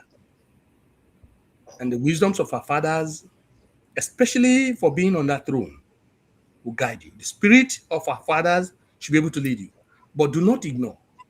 Kindly take action to make sure there is peace among these different groups so that one turn one into warlords in Yoruba land. Tó bá bá mú yóò bájú. Tó bá bá ojú yóò bá ogbó ara. Ẹ ṣé o, pàdé pẹ̀lú rí. Ẹ máa listen sí bọ̀wẹ̀ lọ. Gbogbo ẹ̀yin bàbá wa ẹ wá pẹ́ fún wa títí dọ̀dọ̀ bàbá wa Déjì of Àkúrẹ́, gbogbo ẹ̀yin ọba tí mo mọ̀, gbogbo yín ni mo kí, èmi ọmọ yín náà ni. Mo ní ẹ fèmí nìkan sílẹ̀, mo kájú ẹ̀ láti campaign fún President Bola Ahmed Tinubu. Mo tó bẹ́ẹ̀, mo jù bẹ́ẹ̀ lọ, platform mi tó bẹ́ẹ̀, ó jù bẹ́ẹ̀ lọ. Àwọn ò ní kó mọ́ campaign. Do you understand? Because that's what he is. There's nothing wrong with that. Go and campaign for your candidate. I don't have to anybody kò ní wọlé. But you see the way you see the reason why I come into this. You see how he tried to fool everybody in your Yoruba Nation movement that like by Yoruba Nation without this people. You are the one, you in particular, gingered my own interest in that movement. But most importantly, your boss, Chief Sunday Adeyemegbo, who you are the mouthpiece.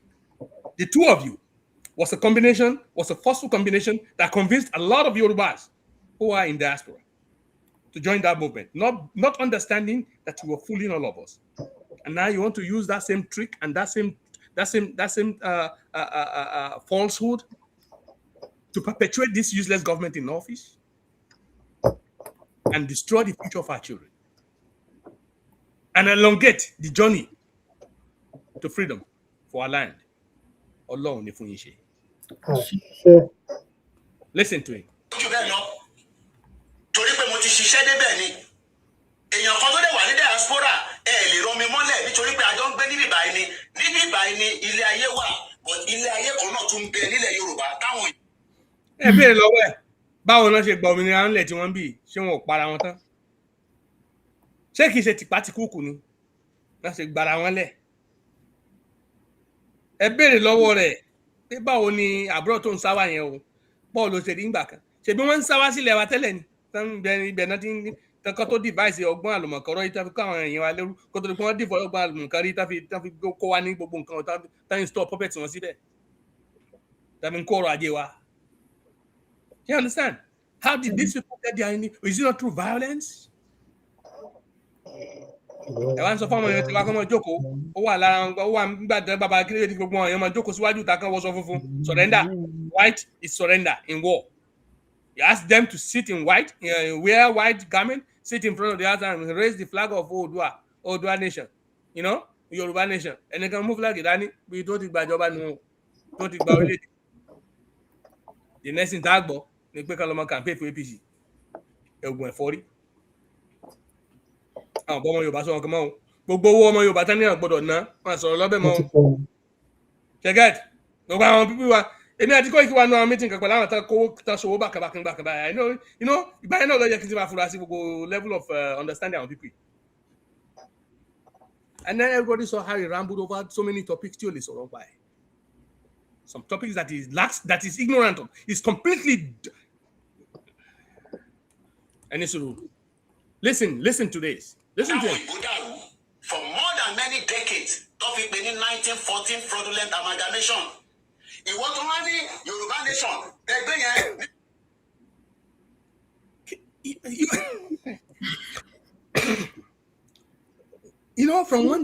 From goalpost to everywhere. What is the direction of discourse? What is he discussing? Shetirikpe is just empty rhetoric. He jumped again back to the amalgamation. The talking points of the Yoruba nation at the time. Èmi kọ̀rọ̀ lórí ẹ̀ níwájú Department of State in B. I was there when oh my God of Israel. What's all this? Àwa ọmọ Yorùbá àwọn ọmọ Yorùbá ẹ jọ̀ọ́ ẹ pe àrònú yín ẹ pe ọ̀dọ̀fin bẹ̀ pẹ̀lú. If what I'm saying tẹ́ bá wo ohun tí mo ń sọ tó bá jẹ́ òótọ́ ni ó sọ òkè kọ́ lọ́nà tẹ́ gbà ṣùgbọ́n a gbọ́dọ̀ dákẹ́ ká jẹ́ káwọn people máa jẹ lọ́bọ̀ ṣe jẹun ká máa tan àwọn ọmọ lọ báyìí because sincerely some of our people will not make researches kì í ṣe pé wọ́n stupid but because some people have trusted irú Koiki pé kò ní parọ́ fún wọn so they will not do their own research they will not even look for alternatives n tó bá ti sọ yẹn báyìí náà lórí kì í ṣe pé wọn àgbọn kì í ṣe pé orí wọn but this is what they're trying to do this is what Tinubu is getting them tó bá wá ṣe pé Tinubu ń ṣe torí pé ó fẹ́ ṣe rere fún ọmọ Yorùbá ní ṣe pé ìbàdà Tinubu ń ṣe torí pé ó fẹ́ wà níbẹ̀ káwọn tó ń sìn kán máa fi dààmú ẹ̀ kó lè continue mọ́ sí wọn ẹ ṣáà rí bó ṣe kó tẹ́ odidi gbogbo tí nǹkan aládé kó tọrọ fún ó ti kó tọrọ báyìí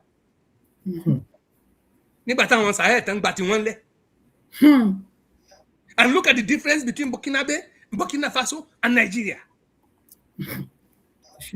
Tí lẹ́sẹ̀ bá fi dé nísìnyí wọ́n tún sáré lọ sí bóyá rélùwé kan ní wọ́n sì àbí àjà òkúta stẹ́ẹ̀rì rọ́kan láàrin ìjọ mẹ́ta ni ó tún jẹun ẹ wo ìgbà tí Buhari fẹ́ lọ táwọn kan bàrán tí wọ́n lọ rẹ́ǹtì airplane bì kan Nàìjíríà wẹ̀ wọ́n kún ní Nàìjíríà kìíní àtó ni wọ́n yọ flọ gbogbo ẹ̀kú mẹ́ ṣé ẹ ti gbàgbé ni are you these people the same people that spend 100 billion naira lọ́ṣogbo tí wọ́n win election tẹ́wá ní pé wẹ́ nǹkan nítorí ọ̀wìn ṣùgbọ́n there has been an agreement Kádémọ́lá tó sọ pé kò sí agreement kan bì kan sáwọn èèyàn wá gbàgbé ẹ máa dé nǹkan tó ń ṣẹlẹ̀ nílẹ̀ Yorùbá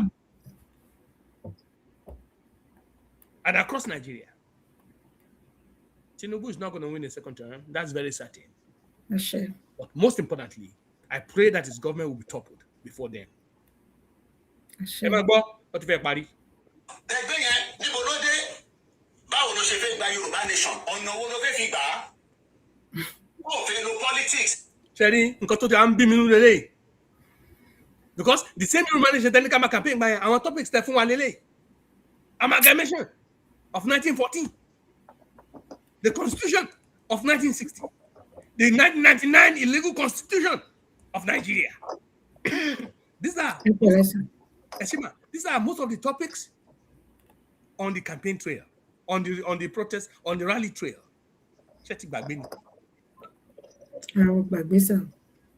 na ó wá ń condemn ẹ̀ sìn pé ìwọ tó wọ́n ṣe humanity tó wá gbé e dání tó fẹ́ support Tinubu. wá ṣe o.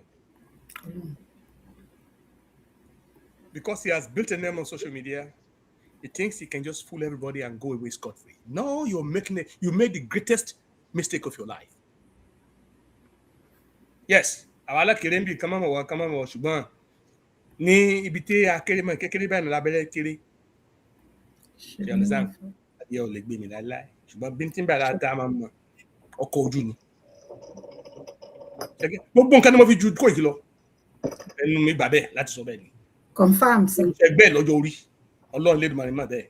And when you talk about experience, I'm not even his mate. And now when you talk about level of education or a broad view of life, you saw how much he exposed his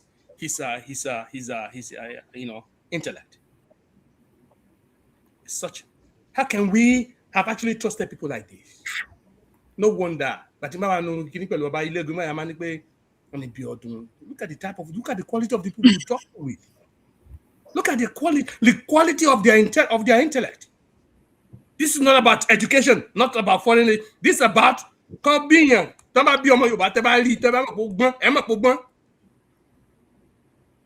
We're not talking about fraudulent people, smart street smart.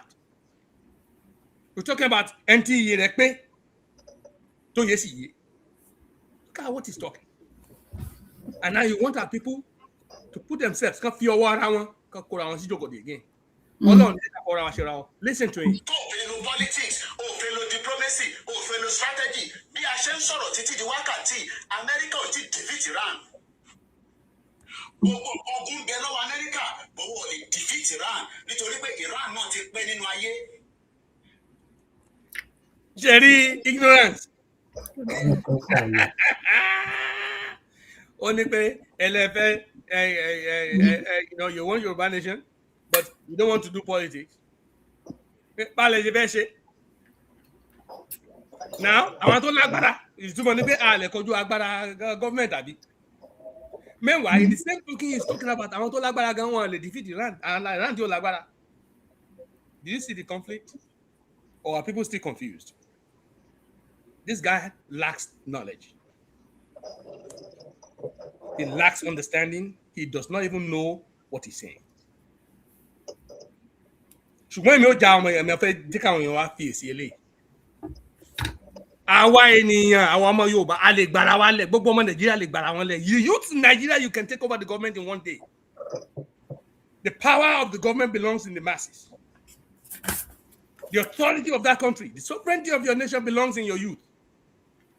If they rise up today, no government on earth can stop them. It's not about politics or anything. Yeah, one country in Bangladesh, welcome back.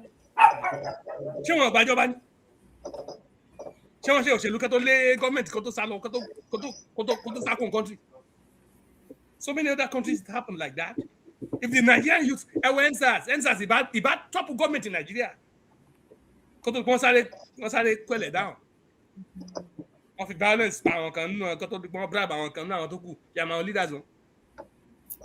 Who's the time? If there is uprising in Nigeria today, if the youth stand up today, not to destroy universities, Alimongo. Remember, our story, our protests, our Alimongo, but universities in your university. When you have the student union of universities that are still very strong, from University of Lagos to OAU to UI to Unsuka to Abu. When students stand up, the whole country shakes. Yes. So they destroy the education and make sure all these universities become useless. When introduce court in universities, when they can't go after lecturers, our professors, our doctors, they make sure they destroy everything. So they start buying the university campuses become stupid, become gang spots, and then education become useless. And there's no more student union as active as then. This is what they did. The power still belongs in the youth because they don't want you to understand. That's why they destroy education. LOC Ilefe. It is dangerous to show man too clearly how much he resembles the beast without showing him his greatness. Only it is also dangerous to show him too vividly a vision of his greatness without his business. It is even more dangerous to show him how much, it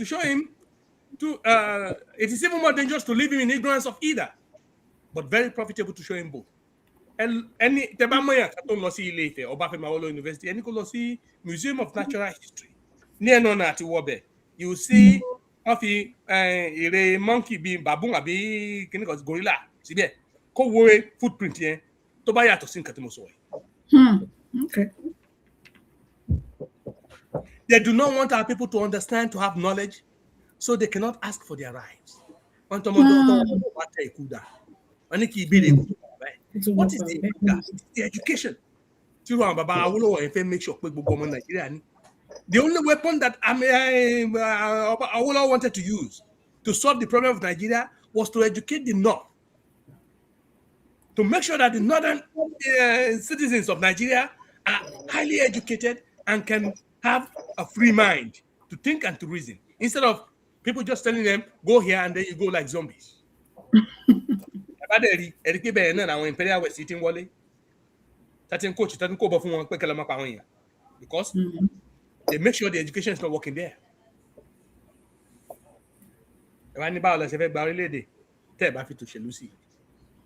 The youths can take their land and the country back without going into this useless politics. And it will happen. Ojú àwọn people ló máa ṣe. Wọ́n á gba ìjọba Tinubu lágbára Ọlọ́run Elédùmarè. Àwọn tí ò kàwé tó mọ kankan náà ló máa gbà lágbára Ọlọ́run. Láwọn tẹ́tí rò pé wọ́n mọ nǹkan tó wọ́n jámọ́ kankan. Àwọn náà máa gba ìjọba yẹn. Orílẹ̀-èdè ó sì dá. Listen to him. So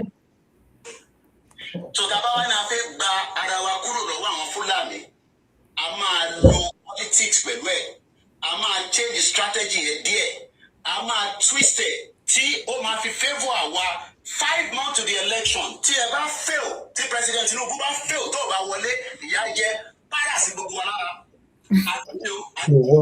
Ṣètúrí wọn tún halẹ̀ mọ́ yín o. Ẹ̀yin ọmọ mo kí yín lọ́pọ̀lọpọ̀. Even though I'm not àbúrò mi mo lékò nígbà tó lọ́run lọ sí bóòtù níbẹ̀ ni. Ọjọ́ wọn dìbò mo ní kí nǹkan tó sọ nìyẹn lọ. Ẹ wá káàkiri. Ká tó lọ jíyàn gbé mbẹ́ tó máa wá àbí ká lọ kọ́lọ́pàá máa wọ̀nyàn kí tó ń gbé ká lọ máa gbé gbà yẹn kalẹ̀. Ṣé understand mo sọ fún yín? Bẹ́ẹ̀ni sọ. I'm not interested in politics. Ṣùgbọ́n l'Ọ̀ṣun state kí ni nǹkan tẹ́ mú bọ̀ ń bẹ́ẹ̀? How market? Ẹni ìyàwó jẹ para sáwọn èèyàn lára ṣé ìyàwó jẹ àwọn èèyàn wa already? Wọ́n sọ̀rọ̀ bí gbà tó pa àwọn ọlọ́run. Ìyàwó jẹ para wọn halẹ̀ máwọn èèyàn bí gbà tó pé nínú bíbélì tèmi ó sọ pé ní ọ̀la òde yìí ó ní àwòtà ìsùn báàlì kan ní síkẹ́lì yẹn ẹ understand lọ́la òde lọ́la ní Syria àbí ní Samaria bí wà ní Syria àbí Samaria somewhere there in the Bible. Tọ́lọ̀ bá ní kò ń dé Nàìjíríà tí ilẹ̀ Yorùbá máa dáa tí ọ̀pọ̀lọpọ̀ máa ṣẹlẹ̀ lọ́la òde tó ń gbàjọba Tinubu yìí tí ò ní sí ibi tí ò ní sí yàn mọ́ yìí kí ló fẹ́ ṣe ná ẹ ti gbàgbé 1983 ni ẹ ti gbàgbé 1983 Ṣàgàrí wà níbẹ̀ ní December tí nìkan pàtó fún wa di January kìíní ní Kọ́lá kọrin wá sí kọrin ẹ̀ lálẹ́ àsìmí ìyá látòní lọ ò àsìmí ìyá àwọn ọ̀jẹ̀ gúdú jẹra àríjẹ ní bàjẹ́ ti lọ àsìmí ìyá látòní o. Àkọ́lá ọ̀lẹ́ mo gbọ́ nínú rédíò mo gbọ́ nínú lémi o ìlú alágbàdo bàbá Látíká mo gbọ́ lórí rédíò pé Nàìjíríà ti dẹ̀rọ̀ àdúgbò tó bá dọ̀la tẹ bá gbọ́ orin yẹn lọ́la òde gbọ́n ti gbàjọba Tinubu kí lẹ fẹ́ ṣe náà tí Nàìjíríà ó di ọ̀pọ̀ tí ó di ọ̀pọ̀ tí gbogbo àwọn imperial west máa sádànù tí gbogbo wàhálà ilé ò lọ́ta tọ́lọ́ lé tí ó wá jẹ́ kí Bọ́lá Ahmed Tinubu yìí kó rẹ́yìn ọ̀rọ̀ rẹ̀ ọ̀sà òkè ó jẹ́ orí bẹ́ẹ̀ ọlọ́run jẹ́ orí bẹ́ẹ̀ gbogbo election campaign ẹ máa continue. It's good that this is happening because we're able to see ourselves. We see who Koiki was yesterday. We see who he is today. Now we can understand what he has always been about. His own personal self, his own business, and his own ventures. That's what it is. Ṣùgbọ́n èèyàn wa, pàápàá jùlọ, èèyàn wa tó wà nílẹ̀ Nàìjíríà tó fẹ́ mọ parọ́ tàn yìí. Ẹ̀yin àbúrò mi, especially the youth. I'm talking to the youth. I'm not talking about the elders because the elders are corrupted already. And you are the most. I'm talking about ẹ̀yin tẹ́ jẹ́ àbúrò lẹ́yìn mi, ẹ̀yin tẹ́ jẹ́ àbúrò tẹ́ jẹ́ bí ọmọ. Don't listen to these people. Instead, go and listen to people like a very dark man. That's right. Make sure, and you can rise up for your own rights. And you can take your country back. And the Lord will empower you. Amen. To our children too. Eniola, don't forget about that platform. You need to create one and reach out from diaspora to the homeland. Be a leader that the Lord has chosen you to be. Reach out and ensure you educate, re-educate them. Let them understand how the children of this country reason and how they can be empowered also against bad leadership.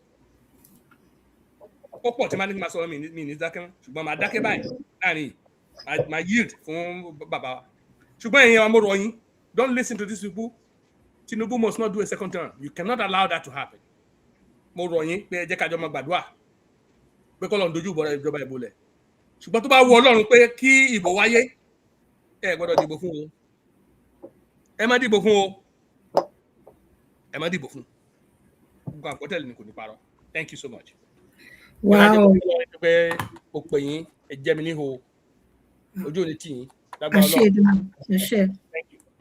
Ẹ ṣé gan àtẹ̀yin náà bàbá wa bàbá ẹgbẹ́ ẹ̀gbọ́n mi àtàtà ẹ ṣé gan ni ọpọlọ yín kò ní dọ́bà. Agbádùn orin yìí ò mo rí àwọn aráalé mo gbá orin yẹn mo rántí ní 1983 ẹ ṣeun gan ni ẹ kú iṣẹ́ gbòòsà lẹ́ẹ̀méje fún yín no mo bó ṣe ń ka yín lára mo lè mo fìlẹ̀ energy yẹn kan ní sà ẹ ṣé gan ni sà àyà a lọ sọ́dọ̀ bàbá wa Professor KOFO ABIODUN Daddy Ẹ ṣeun ìyá lóde wa, ìyá alájẹ, ìyá lóde, gbogbo ẹ̀ la kó pọ̀. Ẹ ṣeun Dr. Moses Ojo. Ẹ̀yin ìyá wa, gbogbo nǹkan tí bàbá wa ti sọ bẹ́ẹ̀ gẹ́lẹ́ lórí. Kí ni nǹkan tá a wá lè ṣe? Kò sí, wọ́n ní kò sí ìṣòro tí kò ní ojútùú. Kí ni nǹkan tá a lè ṣe báyìí? Àwa mọ̀ wípé ideology mẹ́ta ló wà. Àkọ́kọ́, àwọn kan ní restructuring. Bíbélì sì sọ pé tí ìpìlẹ̀ bá bàjẹ́, kí ni olódodo á ṣe? Ó ti bàjẹ́ ná, so kí ni wọ́n fẹ́ tún tò? Restructuring. Wọ́n mọ̀ pé ìyẹn ò lè bá wa lára mu, kò lè ṣiṣẹ́ fún ọmọ Yorùbá, kò lè ṣiṣẹ́ fún àwọn Biafra, kò lè ṣiṣẹ́ fún Middle Delta, kò lè ṣiṣẹ́ fún Ijaw, kò sì lè ṣiṣẹ́ fún àwọn Haúsá. Nítorí náà, ká tu àkọ́kọ́ yẹn nù. Ìkejì ni regionalism. Wọ́n ní tí ọmọdé bá ṣubú á wo wájú, tí àgbàlagbà bá ṣubú á wo ẹ̀yìn. A ti rí i ní Republic àkọ́kọ́ nígbà tí Àgbóyè sì tó gba ìjọba. Kíákíá ni gbogbo federalism ló túká, ló di regionalism. Then, ó di central government. So, ìgbà tí àwọn ológun dé, àrí bí wọ́n ṣe da gbogbo ètò tí wọ́n ṣe sílẹ̀, tí wọ́n dàrú. Kí wá ní ìdánilójú pé èyí tí wọ́n ń bá lọ ẹ̀ kò ní rí bẹ́ẹ̀. Nítorí náà, regionalism kò lè ṣiṣẹ́ fún wa. Èyí tí ó dáni lójú jùlọ ní káàkiri àgbáláyé ni self-determination. Báwo la ṣe lè gbà olúkúlùkù wa, Yorùbá, àdádúró. Tá a bá wo àwọn orílẹ̀-èdè tó wà ní Europe, olúkúlùkù wọn wọ́n ní orílẹ̀-èdè wọn, orílẹ̀-èdè gẹ́gẹ́ bí èdè wọn. Òmíì jẹ́ bí mílíọ̀nù 3, 5 báhùn. Ṣùgbọ́n àwọn ọmọ Yorùbá ní Nàìjíríà nìkan a pé 60 mílíọ̀nù. Kí ló wá ń ṣe wá tá a lè dá dúró gẹ́gẹ́ bí orílẹ̀-èdè? Orílẹ̀ Nàìjíríà táwọn British tán dá sílẹ̀, ẹ rí i pé ọ̀pọ̀lọpọ̀ èdè ló wà nínú orílẹ̀-èdè yẹn, orílẹ̀ yẹn. Èdè wa sì yàtọ̀ síra wa, ó sì pọ̀ jàǹtùrú. Ìdí nìyí tí èdè wa ò fi yéra wa. Bó tilẹ̀ jẹ́ pé wọ́n ní ká máa sọ òyìnbó tìpátìkùkù. Ṣùgbọ́n èdè wa tí Olódùmarè fún ẹnìkọ̀ọ̀kan wa, pé ìwọ Yorùbá o, láti Warri dé Ghana, láti Èkó dé Jẹ̀bà, ìwọ ọmọ Yorùbá, ibí báyìí ni mo dá yín sí, kẹ́ sì máa sọ èdè yín, kẹ́ sì máa gbé pẹ̀lú àṣà yín, pẹ̀lú èdè yín. Ṣùgbọ́n àwọn asorun wájú pọ̀ mọ́ tìpàkọ́, wọ́n wá láti Britain láì pè wọ́n, láì kọ̀wé sí wọn. Wọ́n dà wá pọ̀ tìpátìkùkù. Èdè àìyedè bá bẹ̀rẹ̀ sí í ṣẹlẹ̀ láàrin wa. Ìgbà tí èdè àìyedè bá sì ti wà, kò lè sí ìgbọ́ràn tàbí àlàáfíà. Tí ò bá sì ti sí àlàáfíà, kò lè sí ìlọsíwájú.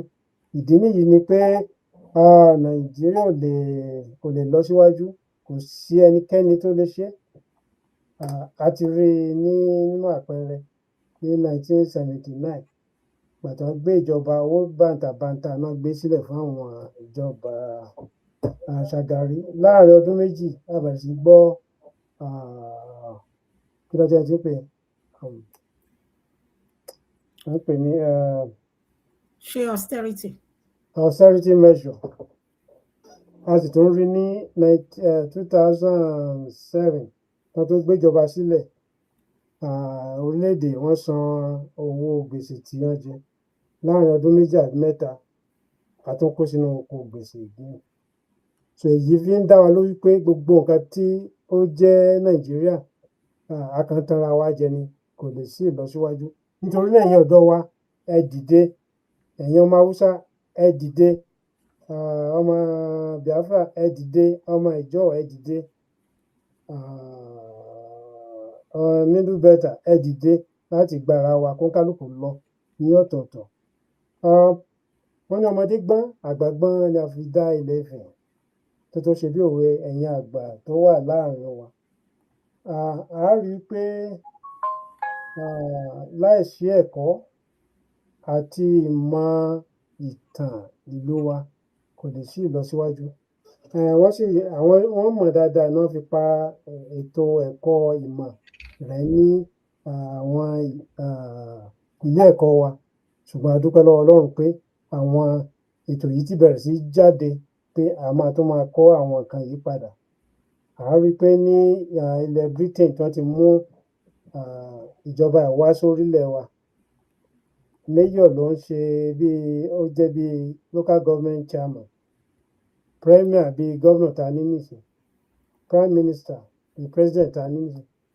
Ẹ sì rí i pé Britain yẹn gangan tó bá fẹ́ gbé ìjọba lé tó bá fẹ́ coronate ọba wọn, olórí ìjọ Anglican ló máa gbé Church of England ló máa gbé ọ̀pá àṣẹ lé ọba wọn lọ́wọ́ pé aṣojú Olódùmarè, igbákejì Olódùmarè.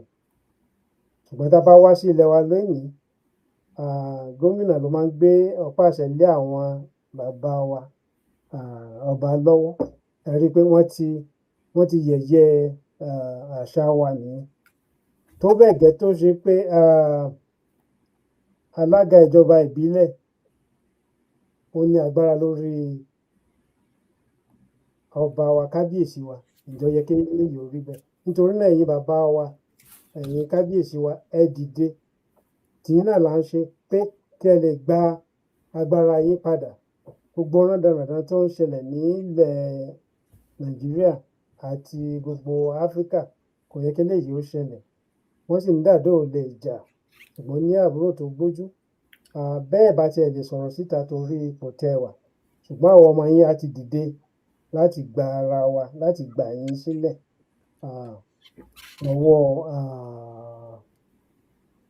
lọ́wọ́ ìtìjú tó fi ẹlẹ́yà tó fi ń ṣe báyìí.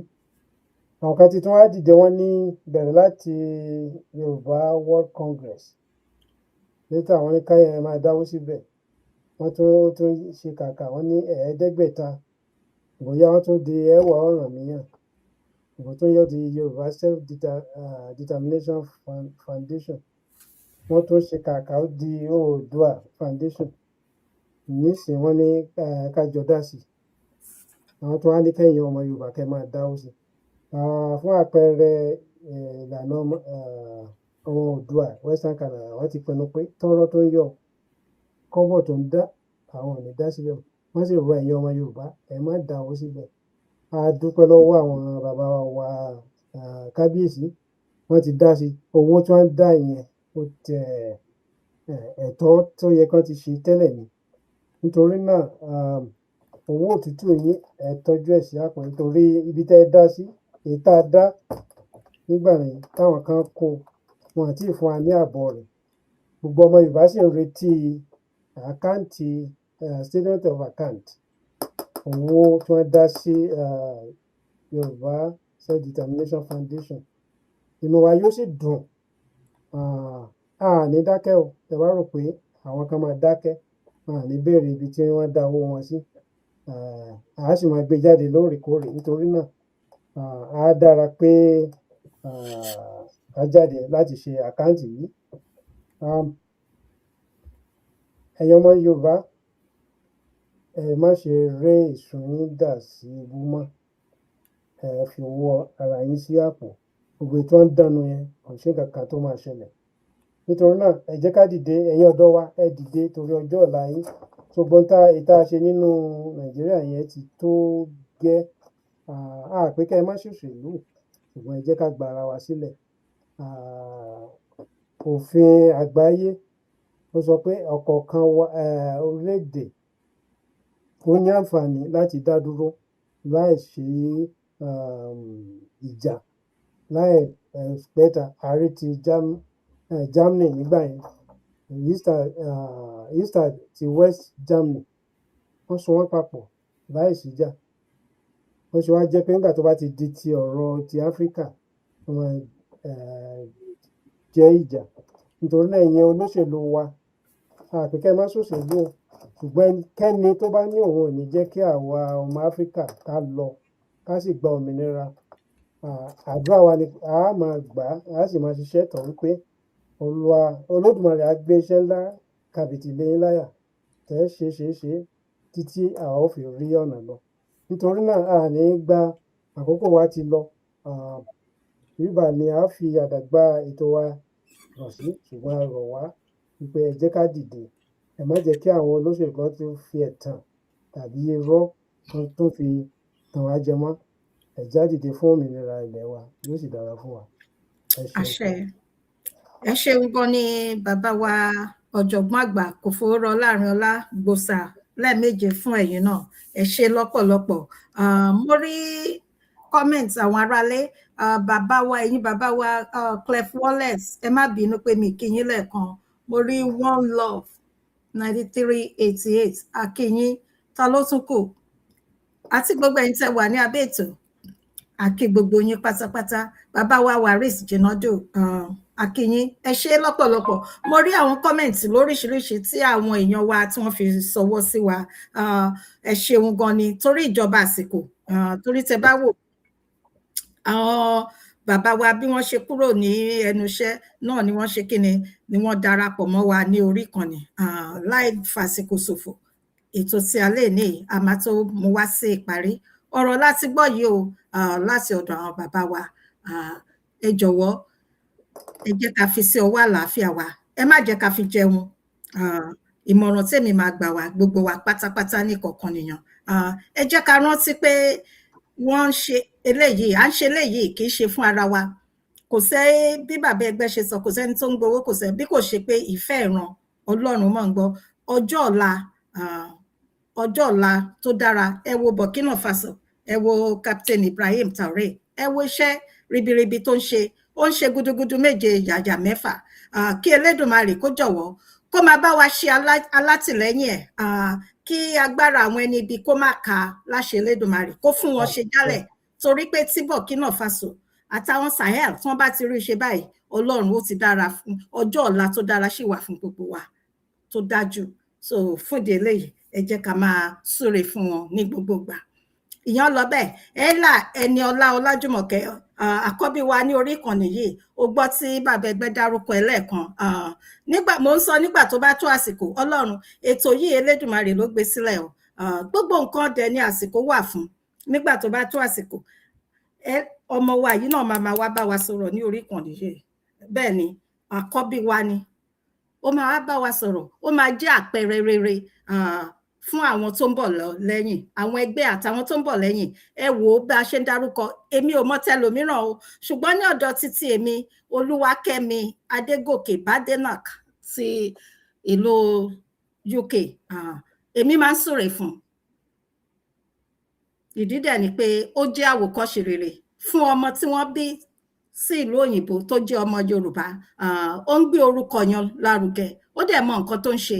So èmi máa ń jẹ́ kí àwọn ọmọbìnrin tó súnmọ́ mi máa dìde sẹ́ndẹ̀, máa pín sí wọn sí ọ̀dọ̀ wọn. So Ọlọ́run á jẹ́ kí ẹ̀yin náà kẹrí ògo yín lò, kí orúkọ tí yín náà kó di mímọ̀ sí rere káàkiri mẹ́rẹ̀ẹ̀rin àgbáláyé láṣẹ Elédùmarè ọba. So lágbára Ọlọ́run bá ṣe ń tẹ̀síwájú, Ella Ẹniọlá Ọlájùmọ̀kẹ́, bẹ́ẹ̀ ni láṣẹ Elédùmarè. Ìyàn èjì, ẹ̀yin ìyá wa, ẹ̀yin bàbá wa gbogbo, ẹ̀yin ìyá wa lálùbáríkà, ẹ̀yin bàbá wa lálùbáríkà, ẹ̀yin tẹ́ ń bá wa comment, ẹ̀yin tẹ́ wà lábẹ́ ètò náà tẹ́ comment, mojúbà yín o. Ẹ ṣeun gan, mo gbé òṣùbà fún gbogbo yín pátápátá ní ìkọ̀kan. Àjọṣe wa kò ní bàjẹ́ o. Ìfẹ́ Ọlọ́run tẹ́ rí nínú ayé wa tẹ́ fi ń tẹ̀lé wa ṣá, torí pé mi ò gbowó fún ẹnikẹ́ni, ṣùgbọ́n ẹ rí ìfẹ́ Ọlọ́run nínú ayé wa. Mo wá súre pé ojú òní tì yín láéláé gbogbo nǹkan tẹ́ ń dáwọ́lé lágbára Elédùmarè ó máa yọrí sí rere àtẹ̀yìn àtẹ̀mí a ò ní mọ̀ kúrò gbogbo èyí tó da nínú ọ̀rọ̀ yín kò ní bàjẹ́ o èyí tó kù tá à ń bí Ọlọ́run sí ó máa ṣe fún wa o ẹ ṣeun lọ́pọ̀lọpọ̀ a dúpẹ́ o mo wá lọ sí ọ̀dọ̀ àwọn bàbá mi màá bẹ̀rẹ̀ láti ọ̀dọ̀ bàbá ẹgbẹ́ ẹ̀gbọ́n mi bàbá mi Dr. Moses Abiodun Ojo mo fi tọ̀wọ̀tọ̀wọ̀ dá orúkọ ní o ìkúnlẹ̀ mi rèé o ẹ ṣeun gan ni sà ẹ kú dìde ẹ ṣeun ẹ kú àpẹẹrẹ dìde mọ thank you. ojú òní tì yín láéláé lágbára lọ́wọ́ Ọlọ́run mo sọ Ọlọ́run mo máa ń sọ pé níṣe ló dàbí ìgbà tí mo ti mọ̀ yín láti ọdún tó ti pẹ́ Elédùmarè máa bá mi di ilé àti ọ̀nà yín mú ilé yín ò ní dàrú ọ̀nà yín ò ní dàrú ọmọ aráyé wọn ò ní da epo sí aṣọ funfun tẹ́ ẹ wọ̀ ẹ bá mi kílé o ẹ bá wa kí mọ́mì ẹ bá mi kí boyfriend mi ẹ máa níta ni mò ń pè ní boyfriend mi mo ti sọrí fún yín láìmọye ìgbà lórí ìkànnì yìí wọ́n ní ọmọkùnrin kan tó jẹ́ pé ó jọ wọ́n a pàdé ní rally àtìgbà náà mo ti ní ká sọ pé mo ní ọmọbìnrin tó kéré ni ẹ mọ̀ nínú àṣà wa ní ayé ọjọ́ ń bá bàbá wa ṣe máa ṣe bẹ́ẹ̀ gẹ́lẹ́ ṣùgbọ́n gbà tọ́lọ́run máa mú mi nǹkan mo wá ń pè ní boyfriend mi yes ẹ bá mi kí gbogbo wọn dáadáa sá ẹ ṣé lọ́pọ̀lọpọ̀ sá God bless you sá ẹ ṣé dádì owó kẹ́pẹ́ láyé ẹ pẹ́pẹ́pẹ́ fún wa bàbá wa kò fowó rọ láàrin ọlá ìkúnlẹ̀ mi rèé dádì àgbáyé adalẹ́ o ẹ pẹ́pẹ́pẹ́ fún wa ojú òní sì yín lágbára lọ́wọ́ Ọlọ́run o ẹ má jèrè gbogbo iṣẹ́ ọwọ́ yín ẹ má jèrè gbogbo àwọn ọmọ yín nípa pátápátá ẹ ṣé o ẹ bá wa kílé o ẹ bá mi kí mọ́mì ẹ bá mi kí gbogbo ilé náà ẹ bá wa dágbére fáwọn aráalé ká tó máa lọ sá. ẹ ṣé ọ̀yá kí torí ẹnu àgbà ní obì gbòsì kí bàbá kan tó kí gbogbo àgbà mo fẹ́ pe àkíyèsí àwọn èèyàn wá sí nǹkan kan yàrá jẹ́ mo láìpẹ́ bẹ́ẹ̀ ṣe ra bá mi post kìíní tí mo forí ránṣẹ́ sí àbí tẹ post orí ìṣebí báwọn ọmọ agbèrò ṣe ń gba owó ní lẹ́kọ̀ọ́ nìyẹn. bẹ́ẹ̀ ni sà. mo fẹ́ tà ẹ̀ pẹ̀lú nǹkan tí mo sọ gbẹ̀yìn ni o nǹkan tí Koiki fẹ́ fún ọmọ wa ni o ṣẹ́gẹ́t torí ìjọba Tinubu ìjọba agbèrò ni òun ló ń lo àwọn ọmọ agbèrò láti fi rúlù Lagos tó fi gbogbo bó ṣe wọlé as governor Lagos state yẹmọ wọn máa ní pé is street smart mo fẹ́ káwọn èèyàn rójú mi yàrájẹ mo fẹ́ káwọn rójú mi ẹ lè bá a ṣe kíní lórí kámọrò gbé àwọn gbójú pamọ́ fún Tinubu. This is his legacy. The way he ruled Lagos state is not behind the ọmọ agbèrò. You understand? The way he captured Lagos state was through violence and through ọmọ agbèrò.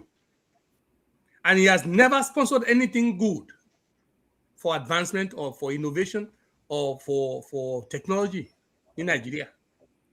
He has always been about taxes, about money, about putting people, and he has a history. He's in his lineage, top one slave trade. Wọ́n ní tọ́mọ̀ bá jọ ṣòkòtò yóò jọ kíjìpá. Ṣé understand? Àwọn tó ń ta àwọn èèyàn wa lóko ẹrú, ẹbí rẹ̀ wà nù wọn. Bóyá ìyá ẹ̀ ni, bóyá I don't know. But there is a record, I've seen a history, a documented lineage that says that his parents or his grandparents were also involved in slave trade, selling people into slavery. So it's not surprising to me that he wants to put the rest of Nigeria in bond, in slave bond. So gbogbo àwọn ọmọ agbèrò tó kó bọ́tọ̀ ọkọ̀ wọn bá ṣe ń make owó. Look, ẹ sọ fún mi nígbà tí agbèrò bá ń make 242 million in 1 week. Weekly intake. Look at that. This is a breakdown that was shared on a particular platform tí mo rí lẹ́ni. So tí gbogbo wọn bá ń rí àwọn MC Olúọmọ wọ́n ní kíní kan Jigo kíní kan gbogbo wọn. You understand? This is what he has opened their eyes to, and then he get his boys to corrupt every other child. Gbogbo àwọn ọmọ tá à ń bí tán fẹ́ wọ́n á lọ máa mú kòló wọ́n á máa mú oríṣiríṣi káàkiri ìgboro. Ṣe get? just so that they can be able to make money, and then they kill themselves to become lords. You understand? And then they control the city and terrorize the citizens. Ẹ sọ fún mi, kí ni ìtumọ̀ agbèrò nílùú tẹwà Yàlájí? Ṣé agbèrò wà níbi tẹwà? Ó ti sọ. Ṣé transportation òṣìṣẹ́ bó ṣe yẹ kó ṣiṣẹ́? Ó ń ṣiṣẹ́ bó ṣe yẹ kó ṣiṣẹ́ sà. Thank you. Yes. Àwọn Kóìkì UK ló ń gbé. Ó lágbèrò ní UK lójú títì. Ṣé títì wọn òṣìṣẹ́? Sọ̀nà òṣìṣẹ́ bó ṣe ṣiṣẹ́ kó ṣiṣẹ́? This is somebody who's campaigning and telling our children and our people, our brothers and sisters, to go and vote for this imbecile in Aso Rock.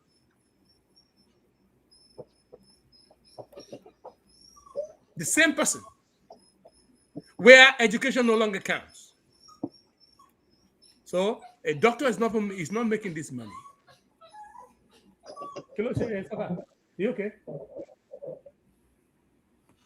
A doctor is not making this money. Doctor to law primary school, to law secondary school, or first degree, MBBS, and understand?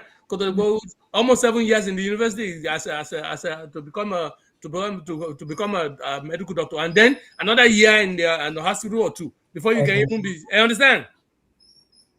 Be a qualified medical doctor.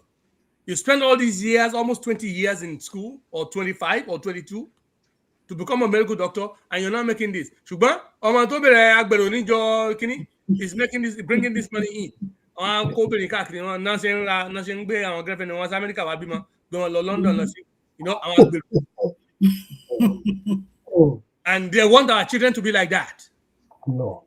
They want our country to be based on, these are people that lacks education, that doesn't know anything. They don't know what's right. They don't believe in the power of violence. Animal jungle. Justice. Jungle justice. So not a civilized society. They do not want to rule a civilized, live in any civilized society. They will not fit. They will not fit in. Because that's not their nature. Their nature is to disobey rules, disobey regulations, everything.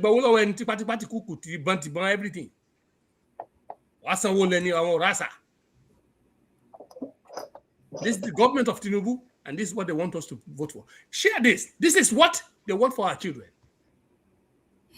Not a country that you have industries, a country that you have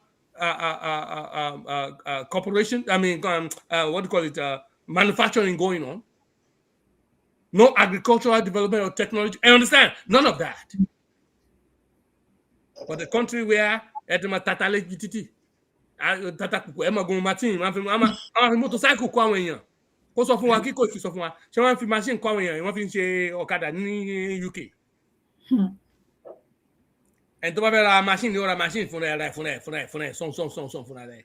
Transportation there's a train system, there's a bus system, there's aircraft, I understand.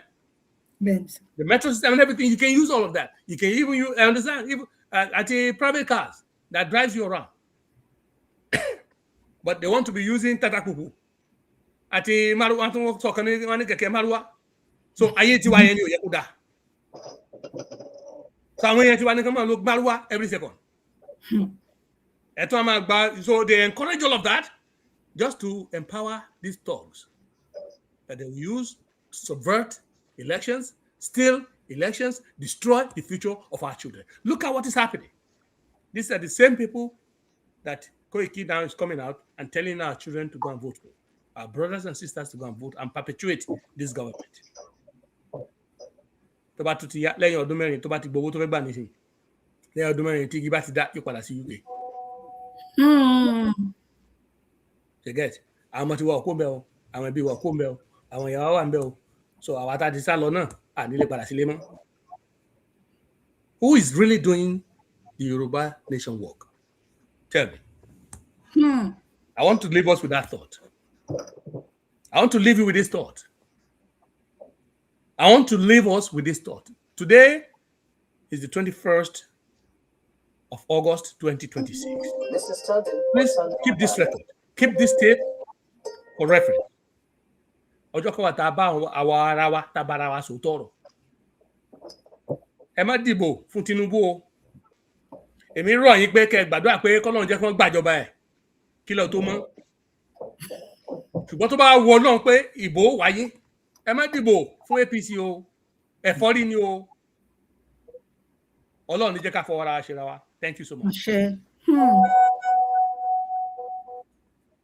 Ẹ ṣeun bàbá wa sà fún ọ̀rọ̀ ìṣítí tí ẹ tún sọ fún àwọn aráalé. Dádì, bàbá wa pòfẹ́sọ̀.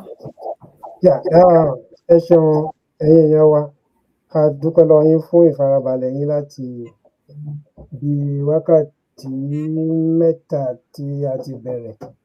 A dúpẹ́ lọ́wọ́ yín gidigidi. Gẹ́gẹ́ bí a ṣe sọ, ẹ má jẹ́ kí a gbàgbé ohun tí a ti bára wa sọ pé kò sí nǹkan kan tó máa ṣẹlẹ̀ sí dáadáa fún àwọn ọmọ Yorùbá àti àwọn ọmọ adúláwọ̀ yòókù nínú orílẹ̀ tí àwọn European tí wọ́n fọ́ọ̀sì wa papọ̀ sí.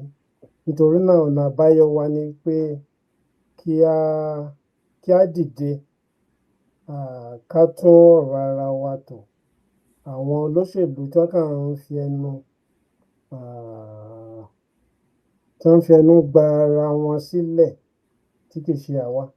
Ẹ jẹ́ ká dìde ká mọ nǹkan tí à ń ṣe, ká sì rí wípé a ṣe ohun tí ó tọ́ láti gba ara wa, torí pé kò sí nǹkan kan, apá ara wọn nìkan náà ni wọ́n ń jà fún. Ọba yóò ràn wá lọ́wọ́, a ní ṣẹrú ayé. Ohun tí Olódùmarè ní kí á wá ṣe nínú ayé ni a máa ṣe. Gẹ́gẹ́ bí ọ̀rọ̀ orin wa tí àwọn bàbá Awólọ́wọ̀ tí wọ́n sọ nígbà tí wọ́n kọ sílẹ̀ nígbà yẹn pé àwa ni ìmọ́lẹ̀ ògo adúláwọ̀. Tí ògo adúláwọ̀ ó bá sì jáde, àwọn ọmọ Yorùbá ní ipa pàtàkì láti kó. Àwa gbàdúrà pé àwọn ìjọba Sahel, Ibrahim Traoré àti àwọn ẹlẹgbẹ́ rẹ̀, Olúwa kò ní jẹ́ kí ọwọ́ ayé kí ó tẹ̀ wọ́n. Gbogbo àwọn tó ń làkàkà nígbà ìgbà tí wọ́n bá dìde, ẹgbẹẹgbẹ̀rún ọ̀nà ni Olódùmarè yóò máa dáàbò bò wọ́n. Yóò sì la àwọn èèyàn tiwa náà tó kù náà, á la àwọn ọ̀dọ́ wa, á gbé wọn dìde láti ṣe irú nǹkan tí àwọn Traoré ṣe, tí ọmọ adúláwọ̀ tí a fi ní òmìnira. Olódùmarè ò dá wa sínú ayé láti jẹ ìyà láti cradle to grave. Ó fẹ́ ká gbádùn ayé ni. Ó sì wá jẹ́ pé nígbà tó bá ti jẹ́ ọ̀rọ̀ tí ọmọ adúláwọ̀, pákáleke ni ní gbogbo ìgbà. Àwọn olóṣèlú wa yìí náà wọ́n á máa kó kóńdókùn lé ẹ̀yin ọmọ mẹ̀kúnnù lọ́wọ́. Nítorí náà Ọlọ́run sọ wípé wọ́n ní owó kò níran àfẹni tí kò bá ṣiṣẹ́. Ẹ̀yin náà ti ṣiṣẹ́, ẹ ti kàwé, owó ẹ̀yin náà lè ní. Kì í ṣe pé àwọn ọmọ agbèrò ni ó wà máa jọba lé yín lórí. Nítorí náà Olúwa yóò kọ́ yín máa ṣe. Á fún yín ọgbọ́n àti òye láti lè gba ara wa sílẹ̀. Kí bàbá wa Olúbàdàn, nítorí pé bóyá àjọ jẹ́ chemical engineer ni tí wọ́n fi yàtọ̀ láàrin àwọn ọba wa. Olúwa yóò dá ẹ̀mí yín sí, yóò sì ẹ wá fi tó àwọn tó wà nínú ìjọba létí pé wọ́n ti ń kó yín mẹ́rẹ̀ jù gẹ́gẹ́ ẹ̀yin bàbá wa, ẹ̀yin kábíyèsí wa. Nítorí náà ẹ dìde ìpàdé ẹ̀yin lọ́balọ́ba wípé kò sẹ́ni tó máa yọ yín lóyè, pé àwọn ọmọ yín á ti dìde láti gbárùkù tì yín. Nǹkan tí àwọn òyìnbó tí wọ́n fi lélẹ̀, àwọn ò fẹ́ mọ́, àwa sì kọ̀yà. Wọ́n dàdó lè jà wọ́n ní àbúrò tó gbójú. Àwọn ọmọ yín á gbójú láti gba ara wa. Torí náà ẹ tì wá lẹ́yìn, yóò sì ṣe é ṣe fún wa. Àwọn alálẹ̀ yóò tì wá lẹ́yìn, wọn à ní tì wá lójú. Ẹ ṣeun. Gẹ́gẹ́ bí orin ìjàngbara òmìnira táwọn Russia máa ń kọ ńgbà yẹn, wọ́n ní Dolga Sikia Nazdiyani, Dolga Nazgo Matami, Chonidini Bahalis, Churches to play le Prabia.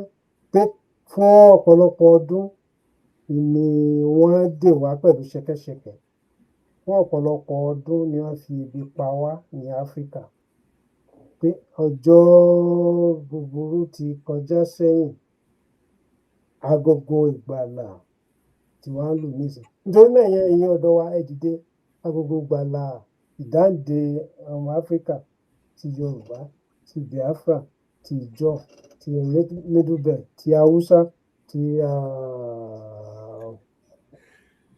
àti gbogbo wa pátá a sì ní orílẹ̀-èdè wa. Ṣùgbọ́n lọ́wọ́ ẹ̀yin ọ̀dọ́ wa ló wà torí pé about 25 between age 18 to 25, about 50 to 60% ní Nàìjíríà nìkan. So ìgbà tá a bá máa wọ bí 50, so about 25% of the world population ló máa jẹ́ Áfíríkà. Ẹ̀yin ọ̀dọ́ á sì wà between 60 and 70. Nítorí náà agbára wà lọ́wọ́ yín. Ẹ má jẹ́ kí àwọn olóṣèlú kankan kó yín ní ìgboyà. Torí àwọn ọmọ tiwọn òkè òkun náà wà tó ń ralé kìsì náà kó owó yẹn sílẹ̀. Ṣùgbọ́n ẹ̀yin ọmọ mẹ̀kúnnù náà ni wọ́n fi sílẹ̀ ní Áfíríkà láti máa jìyà. Ṣùgbọ́n Ọlọ́run kò ṣe ti ẹ̀yin ọmọ àwọn ọmọ mẹ̀kúnnù ní ìyà. A ó sì jàǹgbara, a á gba ara wa sílẹ̀. Ọba yóò ràn wá lọ́wọ́ títí di ọ̀sẹ̀ tó ń bọ̀. Ire kàbìtì. Ẹ ṣé. Ẹ ṣeun gan bàbá wa, a dúpẹ́ lọ́pọ̀lọpọ̀. Ẹ bá wa kí gbogbo ilé wa o. Ó dàárọ̀ ẹ̀yin bàbá mi méjèèjì. Ẹ ṣé gan ní sà. Ẹ ṣé gan, ẹ bá wa kílé. Ẹ̀yin aráalé, ó dòwúrọ̀ o. Ẹ bá wa kí gbogbo ilé. Ẹ ṣé lọ́pọ̀lọpọ̀. A dúpẹ́ o.